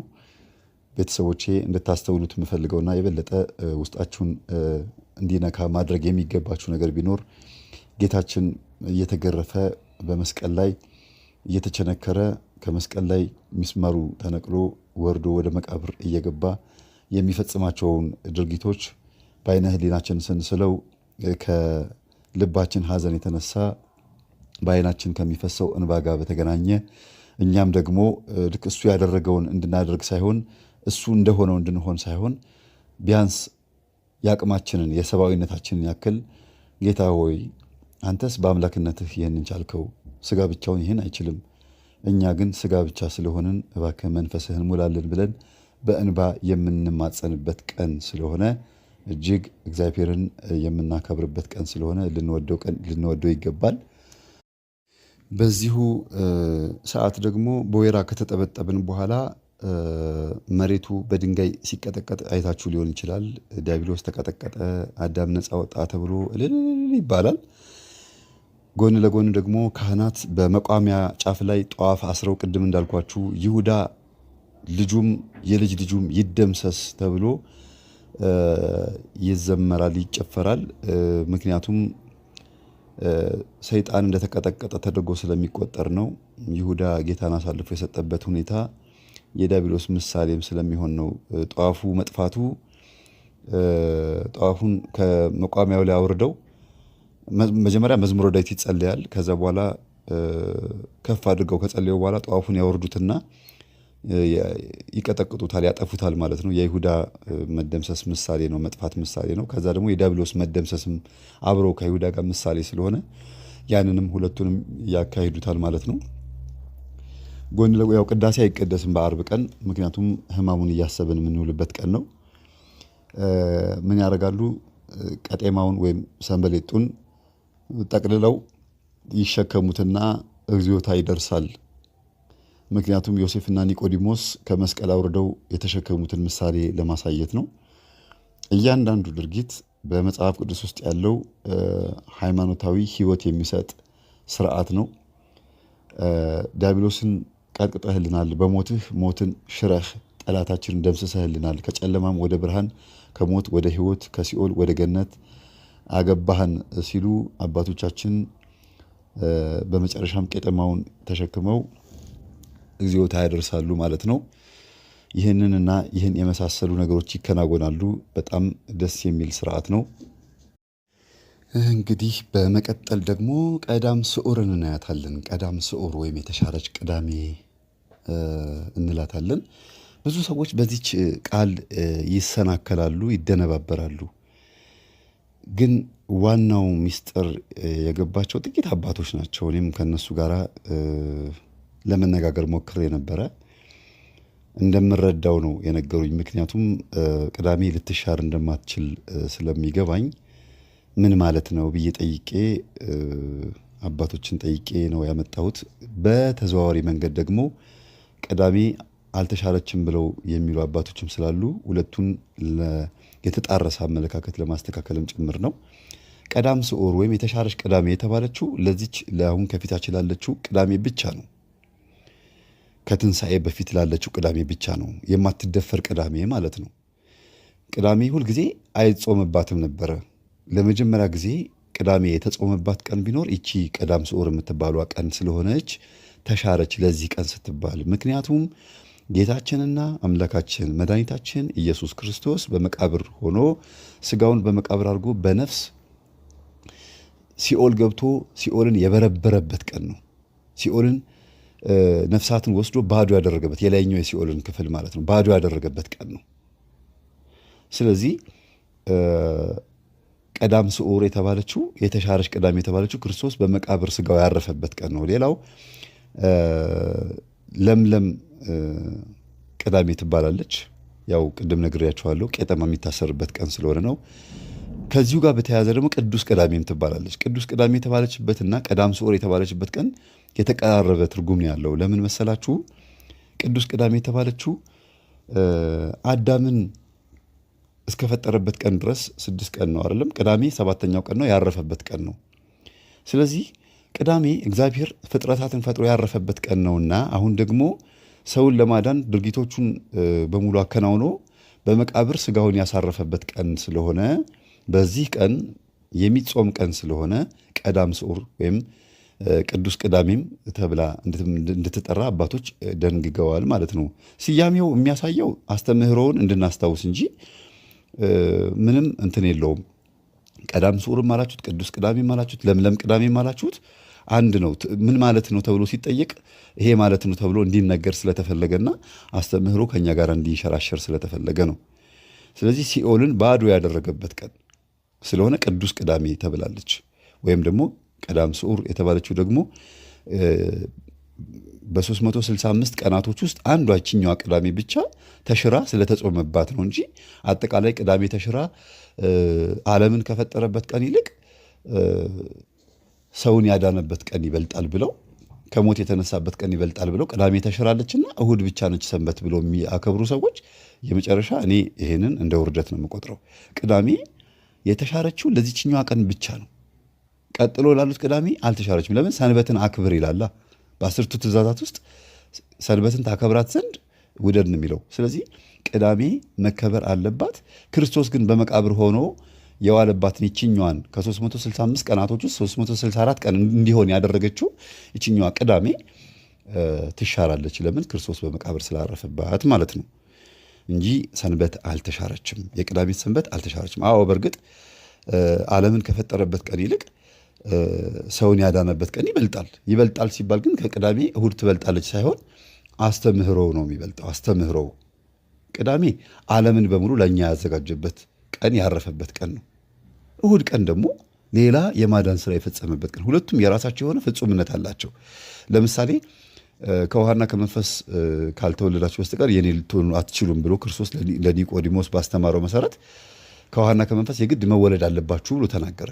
ልክ እንደዚሁ ደግሞ ስጋዬን ያልበላ ደሜን ያልጠጣ የዘላለም ሕይወት የለውም አለ። ሁለቱንም መፈጸም አለብን ማለት እንጂ ተጠመቅን ማለት ቆረብን ማለት አይደለም። ቆረብን ማለት ተጠመቅን ማለት አይደለም። መቁረብም መጠመቅም ሁለቱም ግዴታ መፈጸም የሚገባቸው ድርጊቶች እንደሆኑ ሁሉ ቅዳሜም መከበር የሚገባት ነች፣ እሁድም መከበር የሚገባት ቀን ነች ማለት ነው።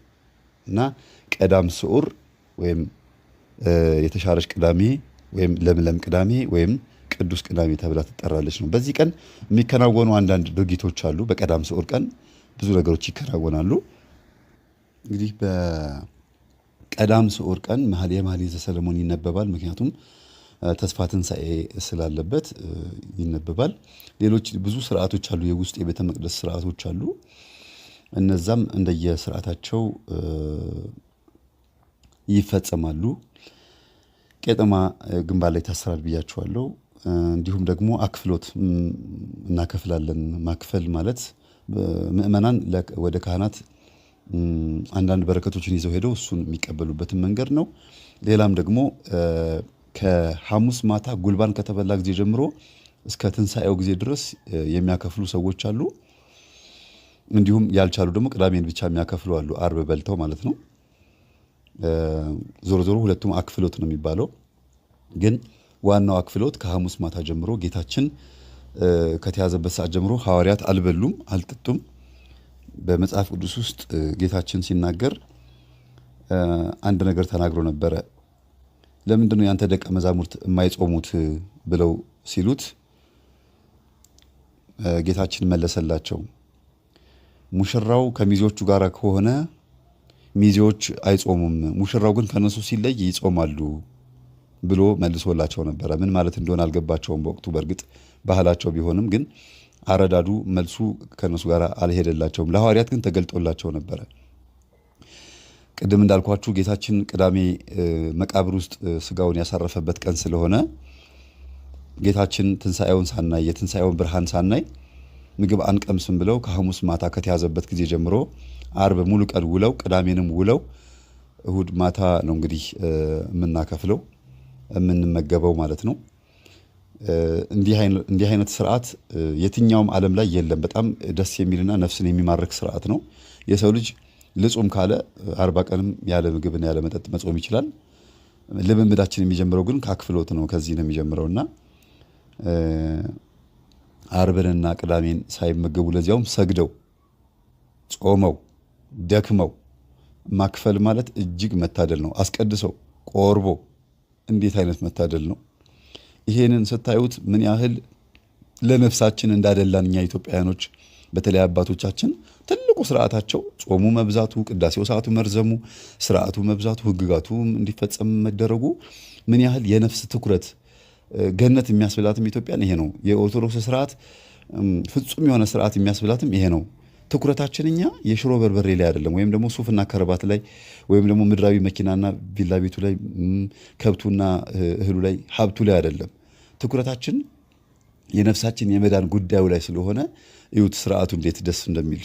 እያንዳንዱ ነገር መበደል ይመስላል፣ ግን እውነት ስጋን እየበደሉ ነፍስን መጥቀም፣ ነፍስንና ስጋን ጠቅሞ ደግሞ ዲያብሎስን ማዋረድ፣ ዲያብሎስን አዋርዶ ገነት መግባት እንዴት ያለ ስርዓት ነው! እንግዲህ እስካሁን ድረስ የተነጋገርናቸው በጣም ብዙ ናቸው ቤተሰቦቼ። በሰሙነ ሕማማት የሚፈጸሙ እስከ ትንሣኤው ጊዜ ድረስ ለየት ያሉ ናቸው። ከዚህ በኋላ ምናልባት ከትንሣኤው በኋላ ሰኞ ወይም ማክሰኞ ደግሞ የምለቅላቸው አንድ ትምህርት ይኖራል። እሱም ከትንሣኤው በኋላ ያሉት ከሰኞ ጀምሮ እስከ ማክሰኞ፣ ሰኞ፣ ማክሰኞ፣ ሮብ፣ ሐሙስ፣ አርብ፣ ቅዳሜ፣ እሁድ እያለ ቀኖቹ ምን ምን ስያሜ እንዳላቸውና ትርጉሙ ምን እንደሆነ ነግራቸዋለሁ። ትርጉም አለው። በጣም ደስ የሚል ትርጉም ያለው ቤተሰቦቼ እንድትረዱኝ የምፈልገው ነገር ቤተክርስቲያናችን ስርዓቱን ያዘጋጀችልን ለነፍስ ነው። ስለ ስጋ የምታስቡ ከሆነ ባታዳምጡት ደስ ይለኛል። ስለ ነፍሱ ማሰብ የሚፈልግ ሰው ብቻ ያዳምጥ።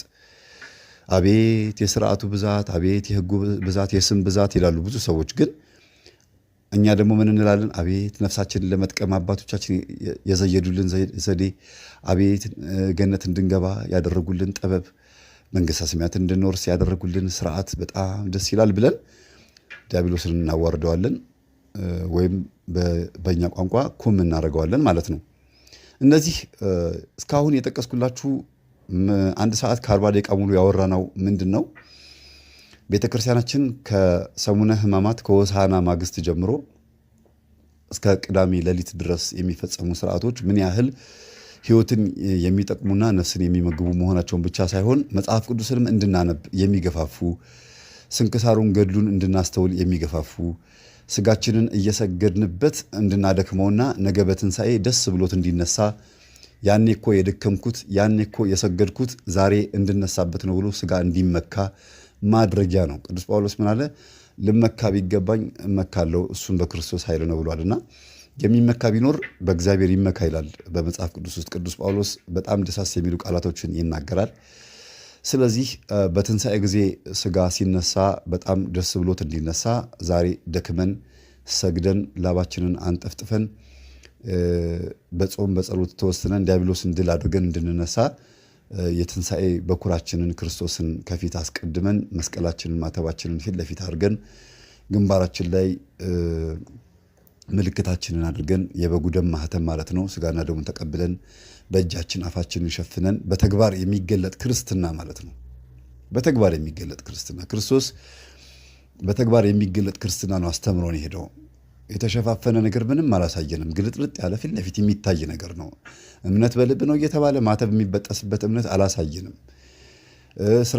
ስርዓቶችና ህጎች በሙሉ የክርስቶስን የማዳን ስራውን የሚገልጹ እስከሆኑ ድረስ እንፈጽማቸዋለን፣ እናደርጋቸዋለን። እንሰግዳለን። የምንሰግደው በስግደታችን እንድናለን ሳይሆን ኃጢአታችን ይቀር እንዲለን ስጋችንን እናደክማለን ነው። እንጸልያለን ስንል በጸሎታችን እንድናለን ማለት ሳይሆን ክርስቶስ በቸርነቱ ይራራልናል፣ ያዝንልናል፣ ያግዘናል ማለት ነው። በምንጸልየው ጸሎት ጠላት ዲያብሎስ ይዋረዳል ማለት ነው እንጂ እግዚአብሔር ቸር ነው። ባንጸልይ ባንሰግድ ክርስትና ስም ባይኖረን ያቀናል። ስም የሌለውን ሁሉ ያውቃል እግዚአብሔር። ስም ያልወጣለትን ሁሉ ያውቃል። ኤርሚያስን ምንድን ያለው? ከእናት ማኅፀን ጀምሮ ሳትፈጠር ሳትሰራ አውቃለሁን ያለው። ያ ማለት በስላሴ ሕሊና ታስቦ የሚኖር ብዙ ነገር አለ ማለት ነው። ማርያም በስላሴ ሕሊና ታስባ ትኖር ነበረ ሲባል መናፍቃን ቅር ይላቸዋል። ኤርሚያስን ግን ምንድን ያለው? ገና ሳትሰራ በእናት ማኅፀን ገና ሳትሰራ አውቃለሁን ያለው። ኤርሚያስን ያወቀ ድንግል ማርያምን አያውቃትምን? ስለዚህ እኛንም ያቀናል። ስለዚህ በየቤተ ክርስቲያኑ በየቦታችን በየጸሎት ቤታችን እየሰገድን እየጾምን ስጋችንን አድክመን ነፍሳችንን ማበርታት ይላላ መጽሐፍ ቅዱስ። እንደዛ ነው የሚለው። ነፍስ ሁልጊዜ ንቁ ናት፣ ስጋ ግን ደካማ ነው ይተኛል ነው የሚለው በማቴዎስ ወንጌል ላይ። ስለዚህ ወደ ፈተና እንዳትገቡ ትጉና ጸልዩን ያለው። ትጉና ጸልዩ እያለ ተግተን ጸልየን ፈተናን ማራቅ እንደምችል እየነገረን በጸሎት ብዛት አይዳንም ብለው ሲነግሩን ያሳዝናል በጣም። በአንድም በሌላ መንገድ እግዚአብሔር ይናገራል፣ የሰው ልጅ ግን አያስተውልምና ይህንን ሕይወት የሚገኝበትን ቃል ከኦርቶዶክስ ተዋሕዶ ቤተክርስቲያን አግኝተን እንድናለን ብለን ስለምናስብ ብቻ ሳይሆን ስለምናምን በእምነት የሚገኝን እውቀት ይዘን እንድናለን። በእውቀት የሚገኝ እምነት ብዙ ጊዜ አያድንም። የብልጽግና ትምህርት አያድንም። የሚያድነው በእምነት የሚገኝን እውቀት በመያዝ ነው። ብዙዎች በየዋህነት ድነዋልና እግዚአብሔርን አውቀነዋል ብለው ያልዳኑ አሉ። ስለ ኦርቶዶክስ ስርዓት ምንም ሳያውቁ ግን በየዋህነት ድንግል ማርያምን ፈጣሪዬ እናቴ ብለዋት በቅንነት ተገልጣላቸው ጸሎታቸውን ሰምታለች። ግን ማርያም ፈጣሪ አይደለችም። ገብርኤል አባቴ ገብርኤል አምላኬ ብለው ተሳስተው ጠርተው ግን የዳኑ አሉ። ምክንያቱም የአፋቸውን መሰናክል ሳይሆን የልባቸውን መሻት ነው የሚያውቀውና ለዚህ ነው ልባችሁን ጠብቁ የተባለው። ልባችሁን ጠብቁ። ዋናው ዲያብሎስ የሚፈልገው ልብን ነው። የሰውን አእምሮ የሚያነበው ልጅ ያልኳችሁም ደጋግሞ የሚነግረኝ ወንድሜ ያለኝ ልብህን ጠብቅ፣ ልብህ ላይ ያለውን ነገር እሱ ነው የሰውን ልብ እንዳነብ የሚያረጋኝ። የሰውን ልብ እንዳነብ የሚረዳኝ ልቤን ስለጠበቅኩት ነው የሚለው። ልብህን ጠብቅ ነው የሚለው ሁሉም ሰው። ቅዱሳን አባቶቻችንም ሐዋርያትም ጻድቃንም ሊቃውንትም ልብህን ጠብቅ ነው የሚሉት። ሌላ ሁሉ ከንቱ ነው፣ የከንቱ ነው። ወደ ላይ ከፍ ብንል፣ ወደ ስር ዝቅ ብንል፣ ወደፊት ብንሄድ፣ ወደ ኋላ ብንመለስ፣ ወደ ጎን ብንንገዳገድ ልባችን ከኛ ጋር ካልሆነ ከንቱ ነው። ወደ የትኛውም ቦታ ብንዘዋወር ከኛ ጋር አብሮ ሊሄድ የሚገባው ልባችን ነው። ለዚህ ነው ልበቢስ አትሁን የሚባለው። እንዲያውም የዛሩ ቋንቋ መጥቶ ምን ነው ቀልብ የለህም እንዴ ቆሌው ተገፈፈ እያሉ ያወራሉ። እንግዲህ ቀልብ የለህም ወይ ማለት ልብ የለህም ወይ ልብ አታደርጉም ወይ ለማለት ነው። ይሄ የባለዛሮች የውቃቢዎች ቋንቋ ነው። ቀልብ የሚባል ዛር አለና ወደዛ መሄድ አይገባንም። ልብ ነው፣ ቀልብ የሚባል ነገር የለም። ቆሌ የሚባለው ቀልብ የሚባለው ዛር ነው። እግዚአብሔር የሰጠን ግን ልብ ነው። እሱም ደግሞ እግዚአብሔርን የምናውቅበት ልብ ነው። ገነትን ስንወርስ፣ መንግሥተ ሰማያትን ስንወርስ ስጋችን ከመቃብር ተነስቶ ከነፍስ ጋር ሲዋሃድ በበጎች በኩል በቀኝ በኩል ስንቆም ያን ጊዜ ልባችን አስተውሎት የነበረውን የእግዚአብሔርን ቃል ይዞት የነበረውን ጭምር ነው የምናገኘው። ምን ማለት ነው? ስጋ ከነፍስ ጋር ሲዋሃድ በምድር ላይ ያለን ልብ ብለነው ከነበረ የበለጠ እግዚአብሔርን የምናውቅበት ልብ ይሰጠናል።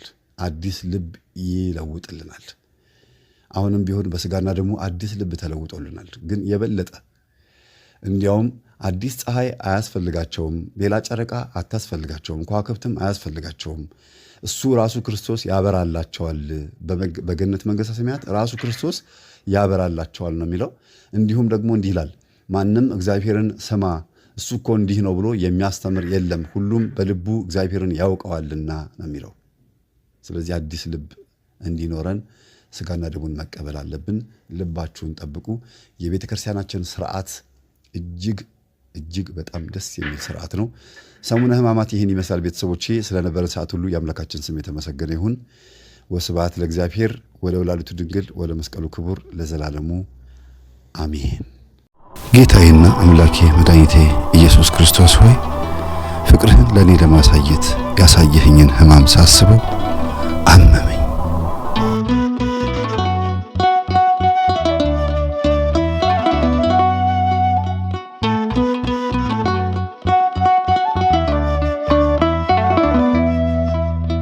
እኔ እኮ ጌታ እወድሃለሁ፣ በሩቅ እያለው አስብሃለሁ፣ ግን ደግሞ ተያዝኩ ዓለም ላይ ባለው፣ ግን ደግሞ ተያዝኩ ዓለም ላይ ባለው።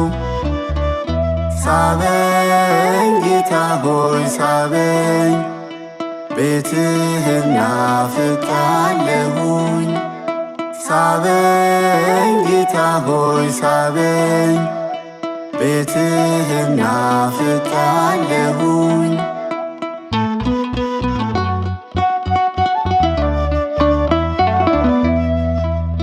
ሁሉ ነገሬ ባዶ ከንቱ ነው፣ የቀረኝ የለም ብዙ አይቻለው። ስለዚህ ማረኝ አውጣኝ እላለሁ፣ ስለዚህ ማረኝ አውጣኝ እላለሁ። ሳበኝ ጌታ ሆይ ሳበኝ፣ ቤትህን ናፍቄአለሁኝ። ሳበኝ ጌታ ሆይ ሳበኝ፣ ቤትህን ናፍቄአለሁኝ።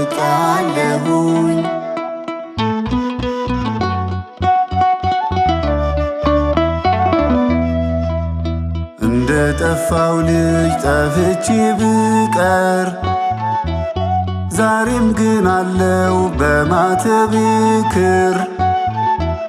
ፍቅር እኮ ነው ጌታ እግዚአብሔር፣ ፍቅር እኮ ነው ጌታ እግዚአብሔር።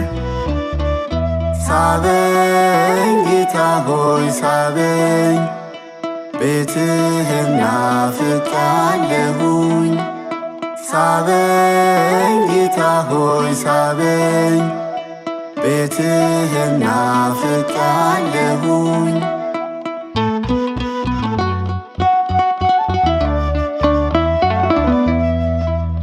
መብልና ልብስ ቢያሳምረኝም ሥጋዬ አምሮ ቢወለወልም አንድ ቀን አለ መሞት አይቀርም። አንድ ቀን አለ መሞት አይቀርም። ሳበኝ ጌታ ሆይ ሳበኝ፣ ቤትህን ናፍቄአለሁኝ። ሳበኝ ጌታ ሆይ ሳበኝ፣ ቤትህን ናፍቄአለሁኝ።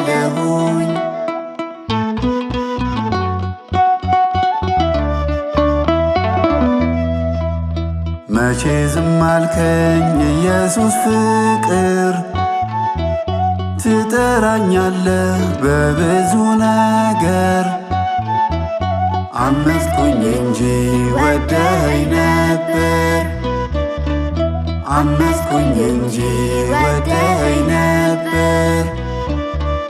ሳበኝ ጌታ ሆይ ሳበኝ፣ ቤትህን ናፍቄአለሁኝ። ሳበኝ ጌታ ሆይ ሳበኝ፣ ቤትህን ናፍቄአለሁኝ።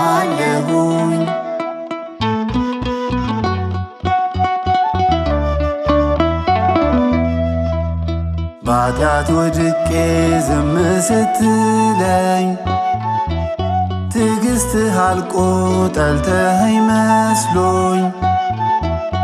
ለካስ ፍቅርህ ነው ዛሬን ያሳየኝ፣ ለካስ ፍቅርህ ነው ዛሬን ያሳየኝ።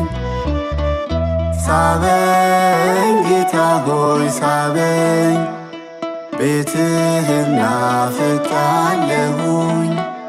ሳበኝ ጌታ ሆይ ሳበኝ፣ ቤትህን ናፍቄአለሁኝ።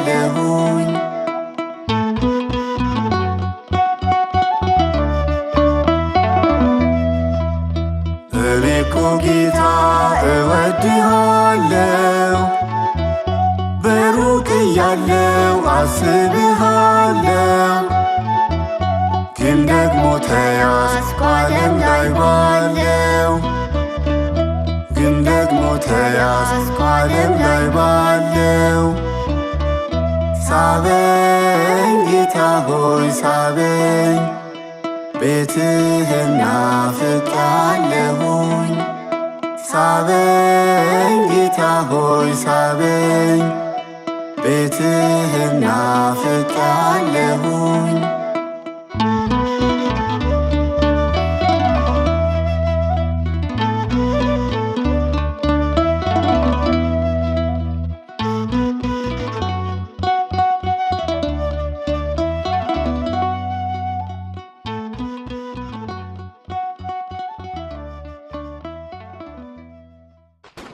ማዕበሉን በፍጹም እንዳታዩት፣ ምክንያቱም ከፊት ብርሃን ነው፣ ተስፋ ነው። እግዚአብሔር ተከፈት ካለ የማይከፈት ነገር የለም። ኤፍታህ